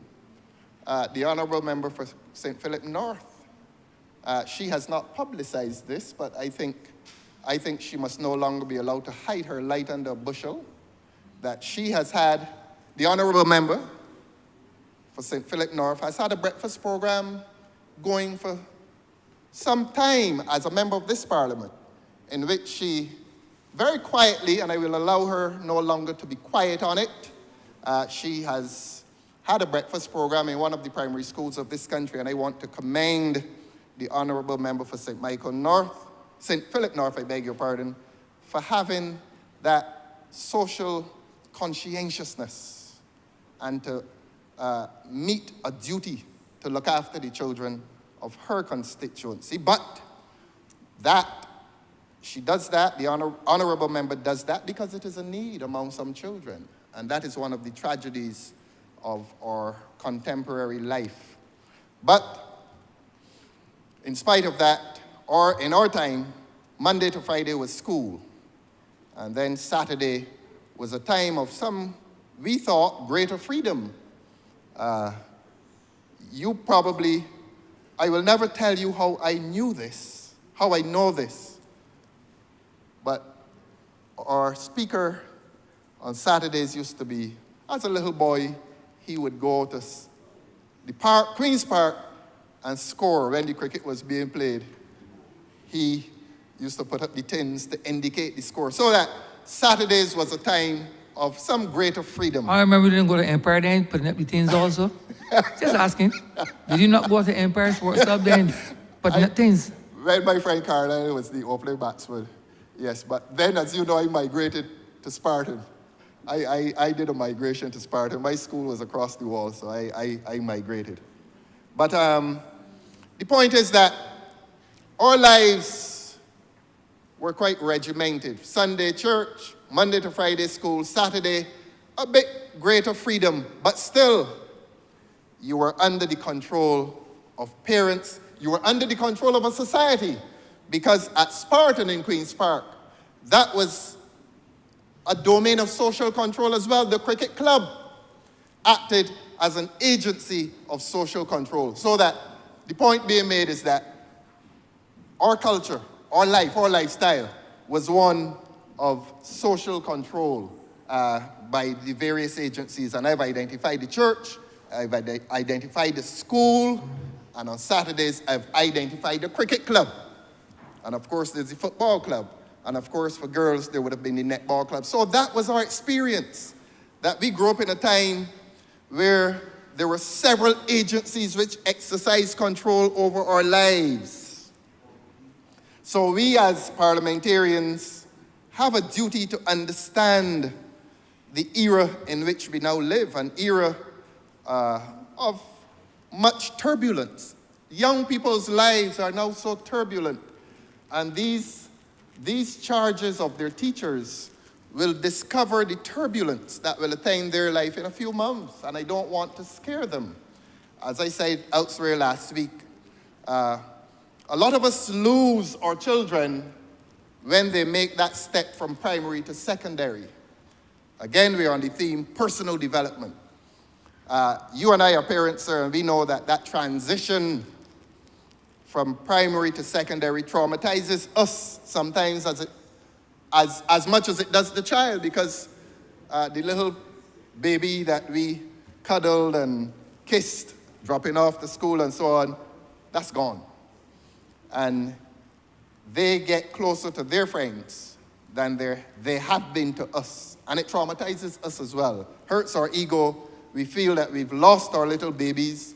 Let me pause and congratulate two of my colleagues, indeed, who must be excellent parents for the outstanding success of their children as announced yesterday. That is the Honourable Member for St. George North and the Honourable Member for St. Philip North, who happen to be here together, sitting one seat separating you, and you are due congratulations.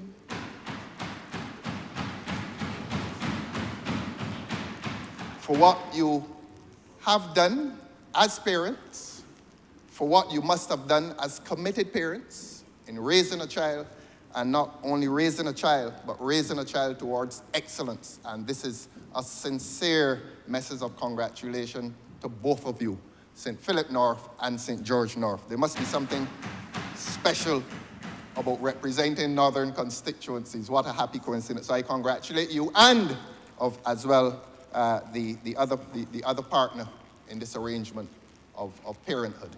So congratulations. Yes, yes. Now, how do we explain to our young people the era in which they're living? We spoke about agrarian society, which largely has passed. Right Excellent Arobaro, national hero, said, you're going to wake up one morning and find that there's not one cane blade in this country. That time is coming, it appears, because every year the crop gets smaller and smaller. We are moving away from the agrarian society. And to a large extent, we had moved away, except for the token presence of a few cane fields around. We are out of the agrarian society and we are into the society of services, where we buy and sell services. And we are making the further transition to an economy based on entrepreneurship. In your day and mine, sir, I doubt your village, I doubt my village had one self-employed person. Everybody left school, and your parents told you, go and look for a job. They didn't tell you go and be an entrepreneur. I mean, there are thousands of Barbadians now, whether they're doing it at roadside on an itinerant basis or whether they have had the courage to go and rent an office somewhere or go and rent a factory space somewhere. We are now in the era of the entrepreneur. And I have posited earlier that our value systems become an outgrowth of that economic substructure. The economy, in other words, determines what are our social values. And entrepreneurship is about freedom. Because when you're self-employed, you do have, by definition, greater freedom than a man who is employed by a boss. And if that is to influence our value systems, then we may begin to understand why our young people are so different from us. But what is our responsibility to our forefathers? Do we allow them to get lost in a vortex of what they think is freedom?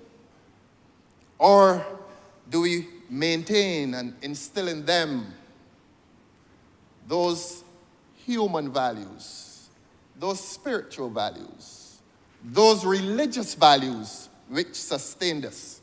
The point here is, sir, that in spite of economic growth, economic development, in spite of a new prosperity, there's something that must remain constant in the lives of young people within the context of their population. And that thing that must remain constant is their relationship to their God. And it is nothing to be shy about, nothing to be bashful about. If we have a belief, if we are humble enough to believe in God, it is our responsibility to transmit those beliefs and the values that spring from those beliefs onto our forefathers, onto our children. Because whatever is their destiny, whatever is their future, within this thing we call population, within this arrangement where they are forced to relate to other people, they're not going to live in caves by themselves. They're going to live in a society in which they're relating to other people. And the values, the state of their heart and the state of their minds will influence the quality of their life within this population.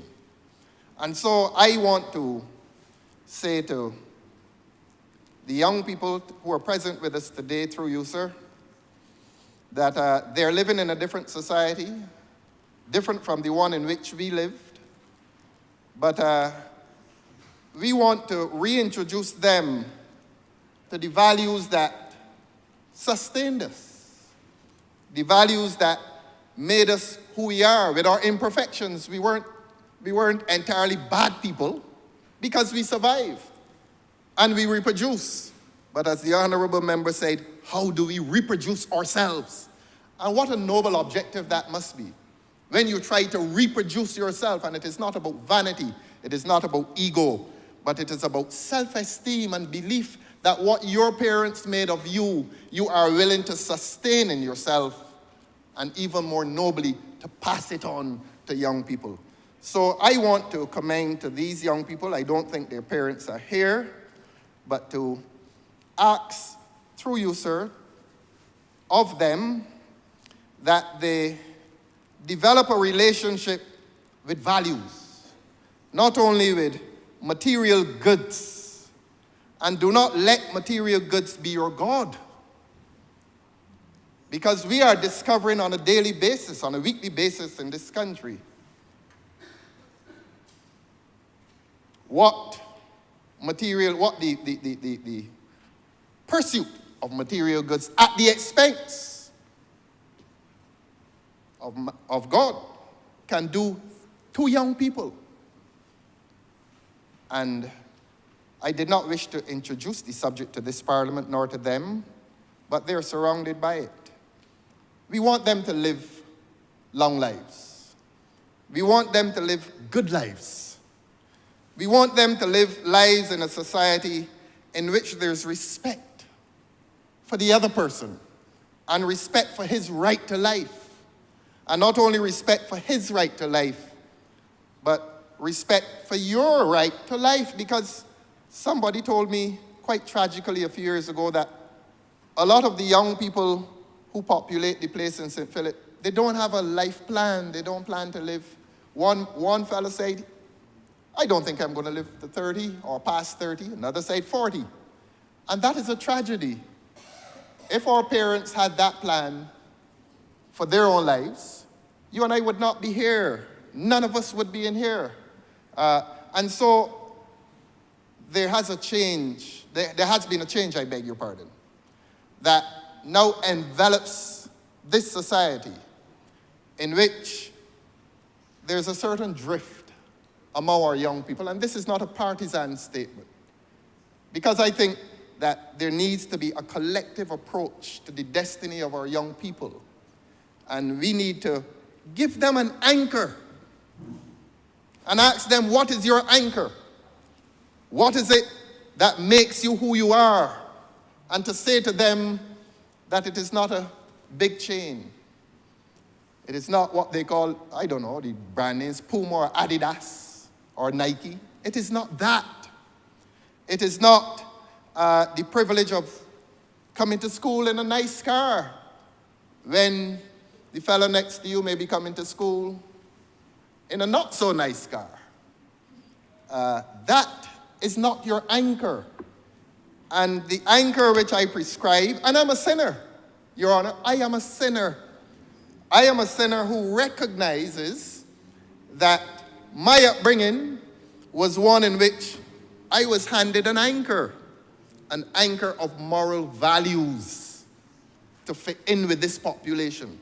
So when we talk population, and it is fine when we talk economics, when we talk constitutionalism about the right to life and the right to associate and so on, the Constitution does not prescribe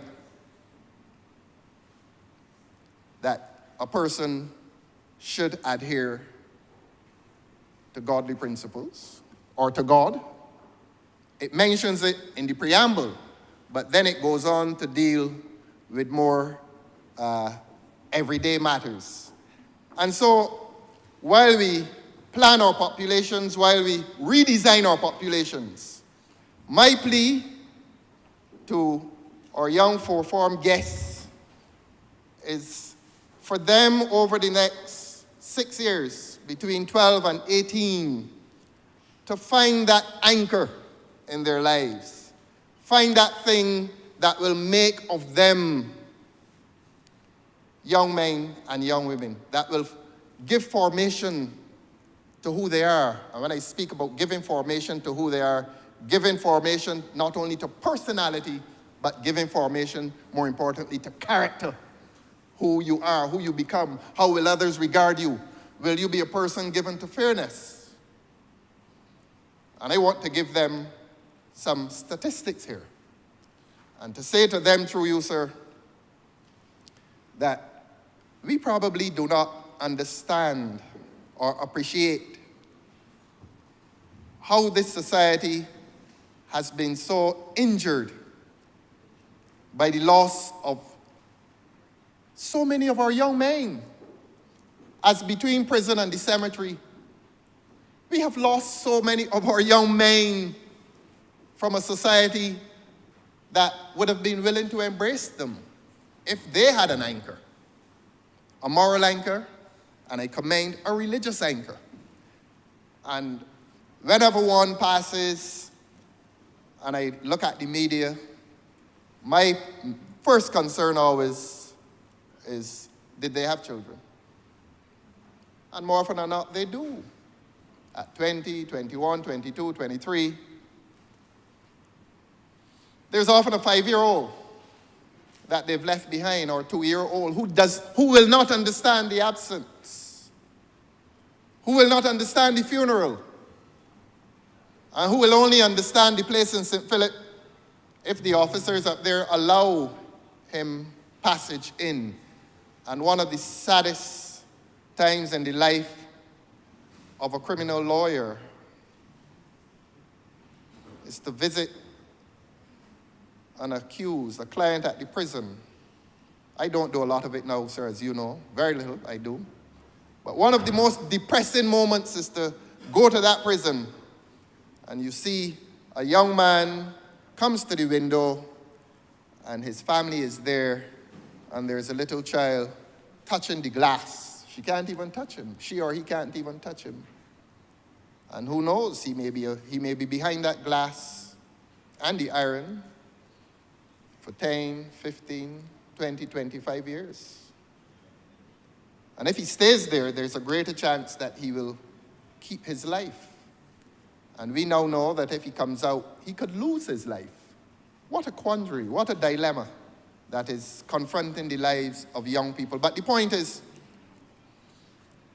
in looking at population, let us look at the question of the loss of our young men between the ages of 18 and 30. That is a traumatic and dramatic loss to this society, to this society's population.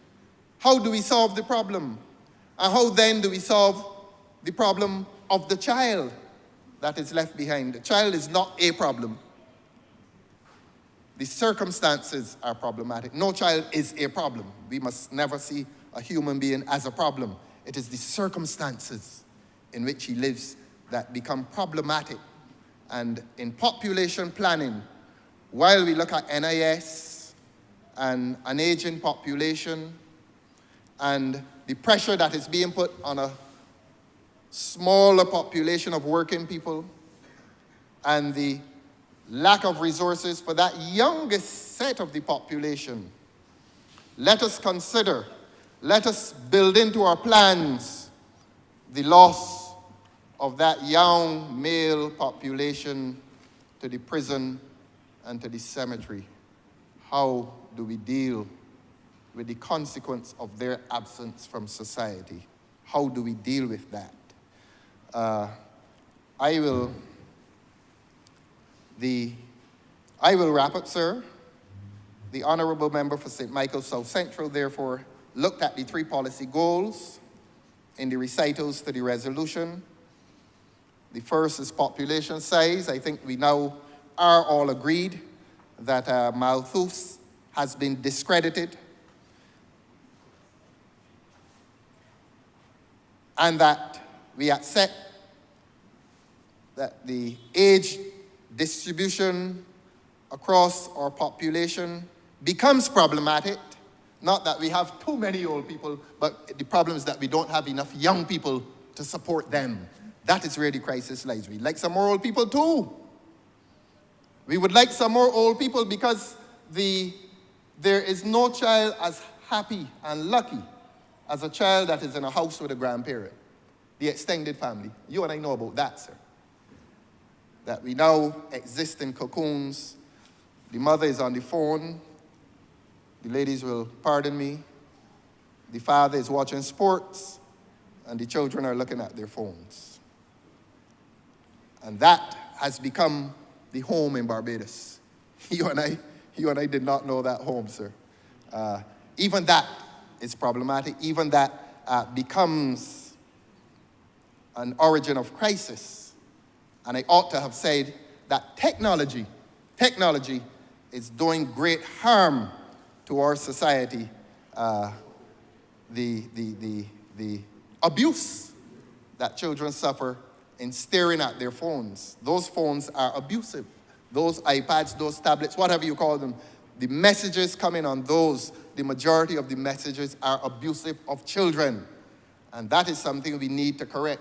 In the election that is going on in England, both parties have suggested that the technology should be removed from children. That is part of the program, that is part of the manifesto pledge of both major parties, the Conservatives, and the Labour Party, so that we in this part of the world also need to focus, when we are looking at population, the damage and the quality of life of our population, the damage that our technology, our cell phones, the damage, the abuse that it is visiting on children.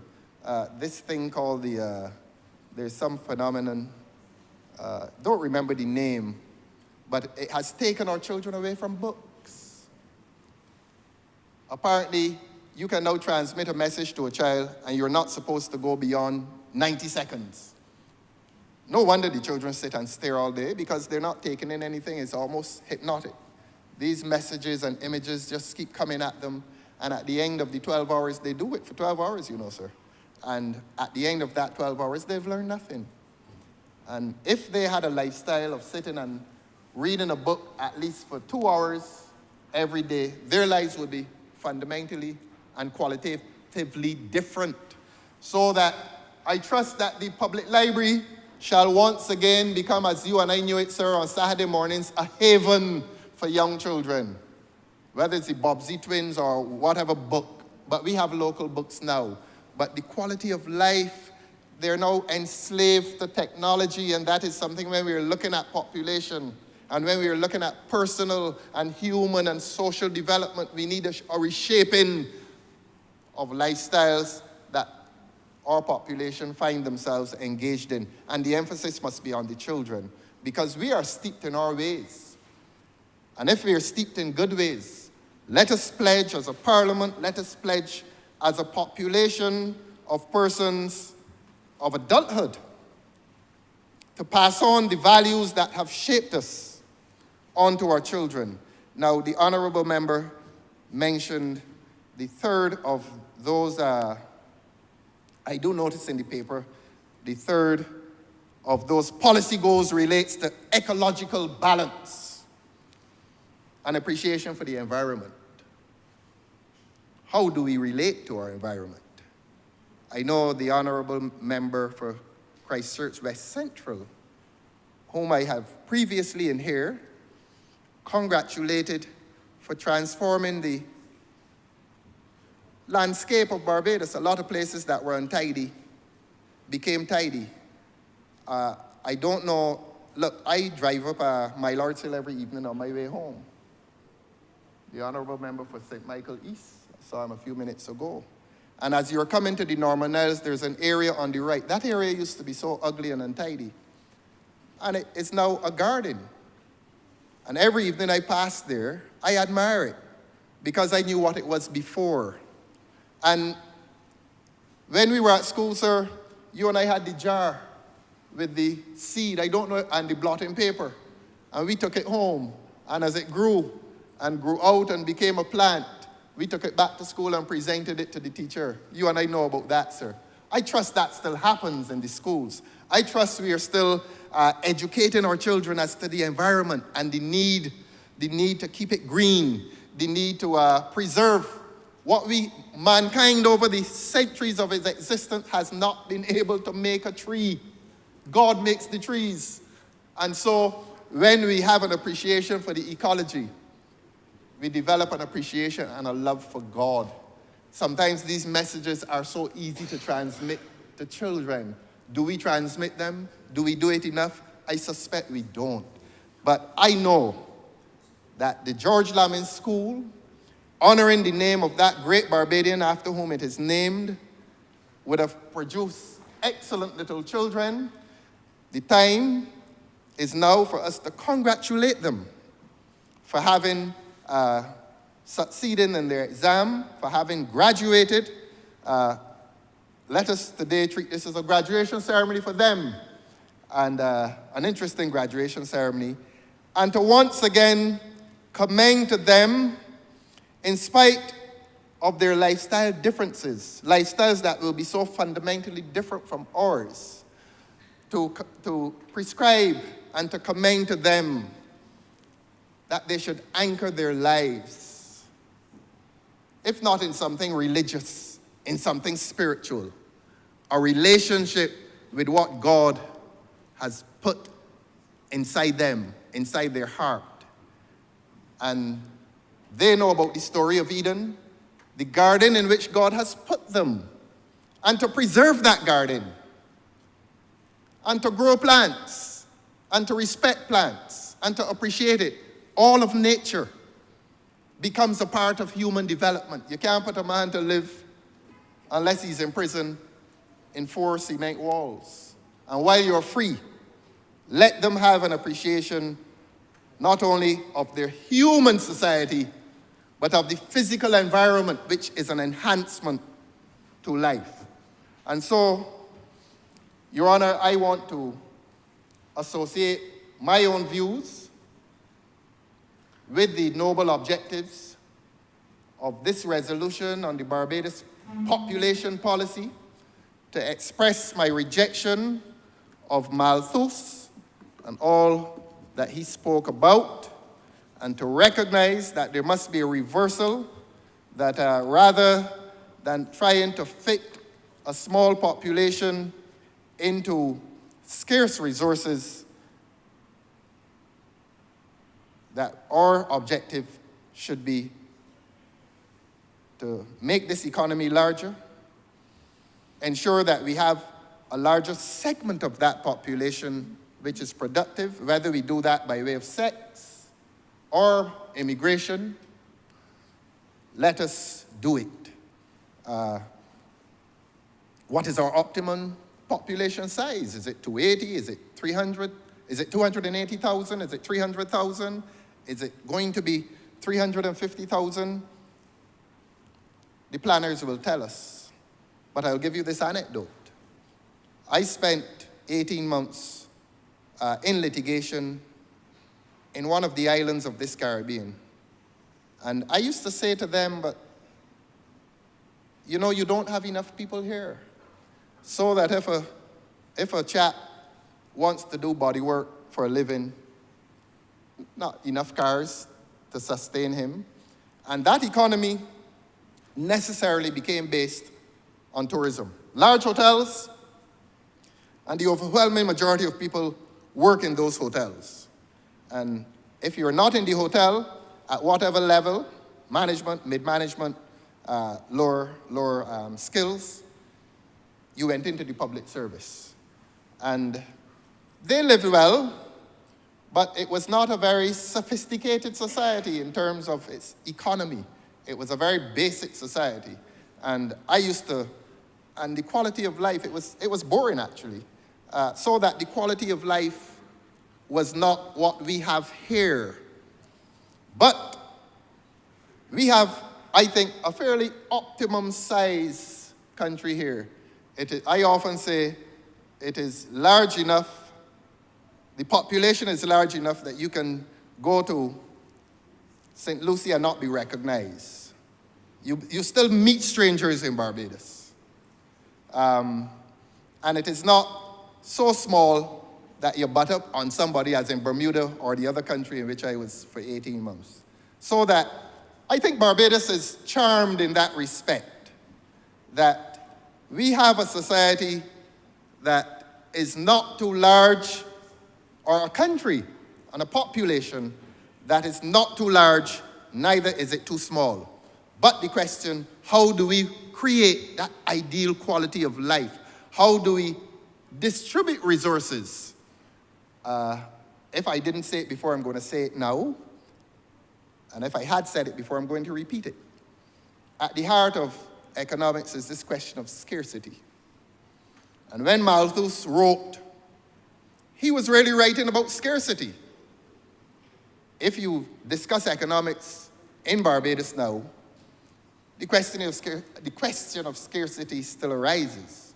And I heard a very interesting position taken on economic development. That is something, I am not going to discuss it presently, but that is something that will be looked at and relooked over the years to come.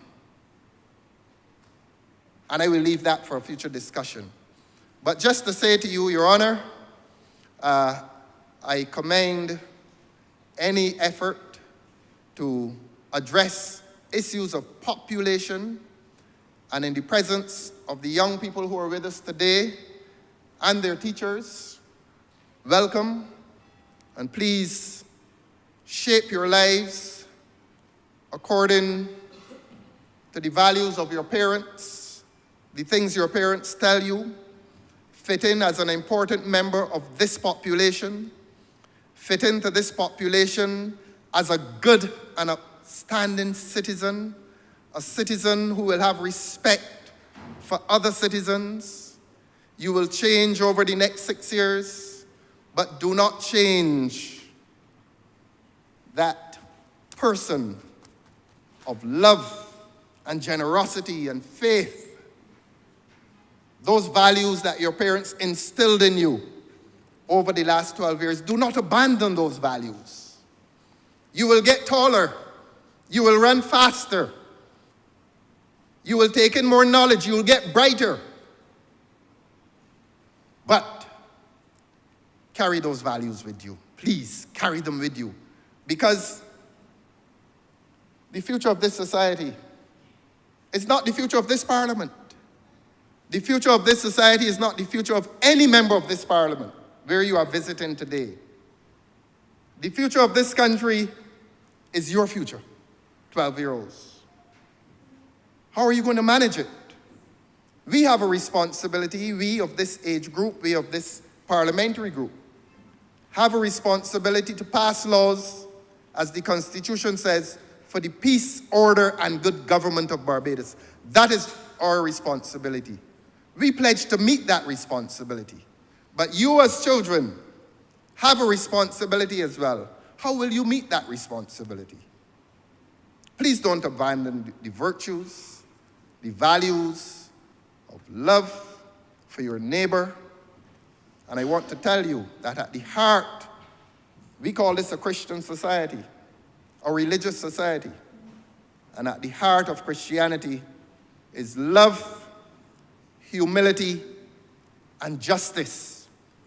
I know that you know what is love, although at your age you are shy about expressing it to a group.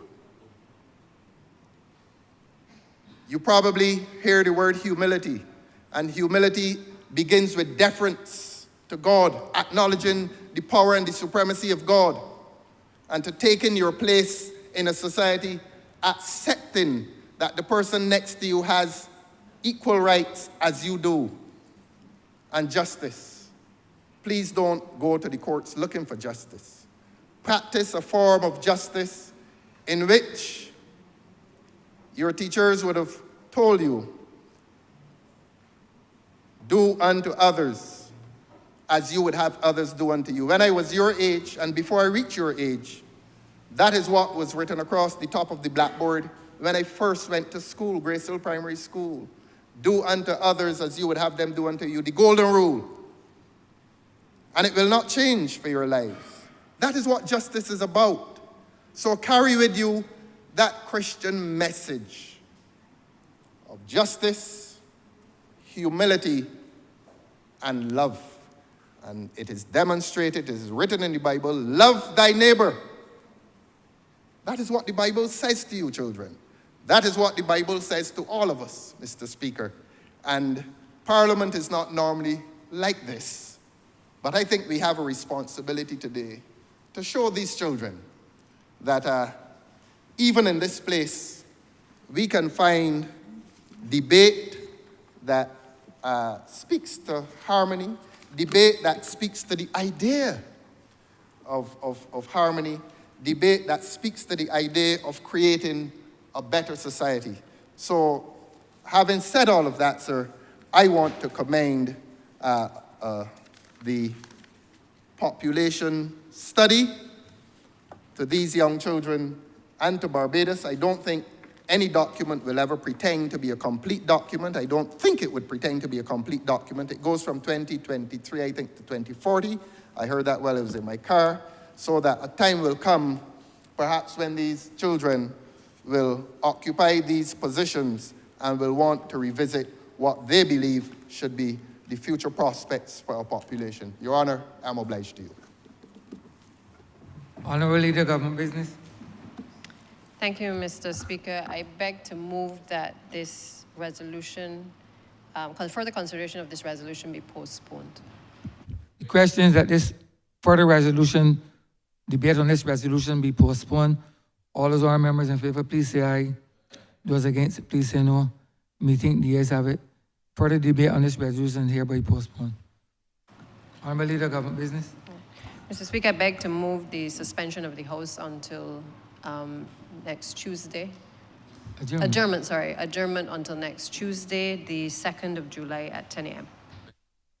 The question that this honorable chamber be adjourned until Tuesday, the 2nd day of July 2024 at 10 a.m. in the forenoon. All those honorable members in favor, please say aye. Those against, please say no. Meeting, the ayes have it. This honorable chamber stands adjourned until Tuesday, the 2nd of July 2024 at 10 a.m. in the forenoon.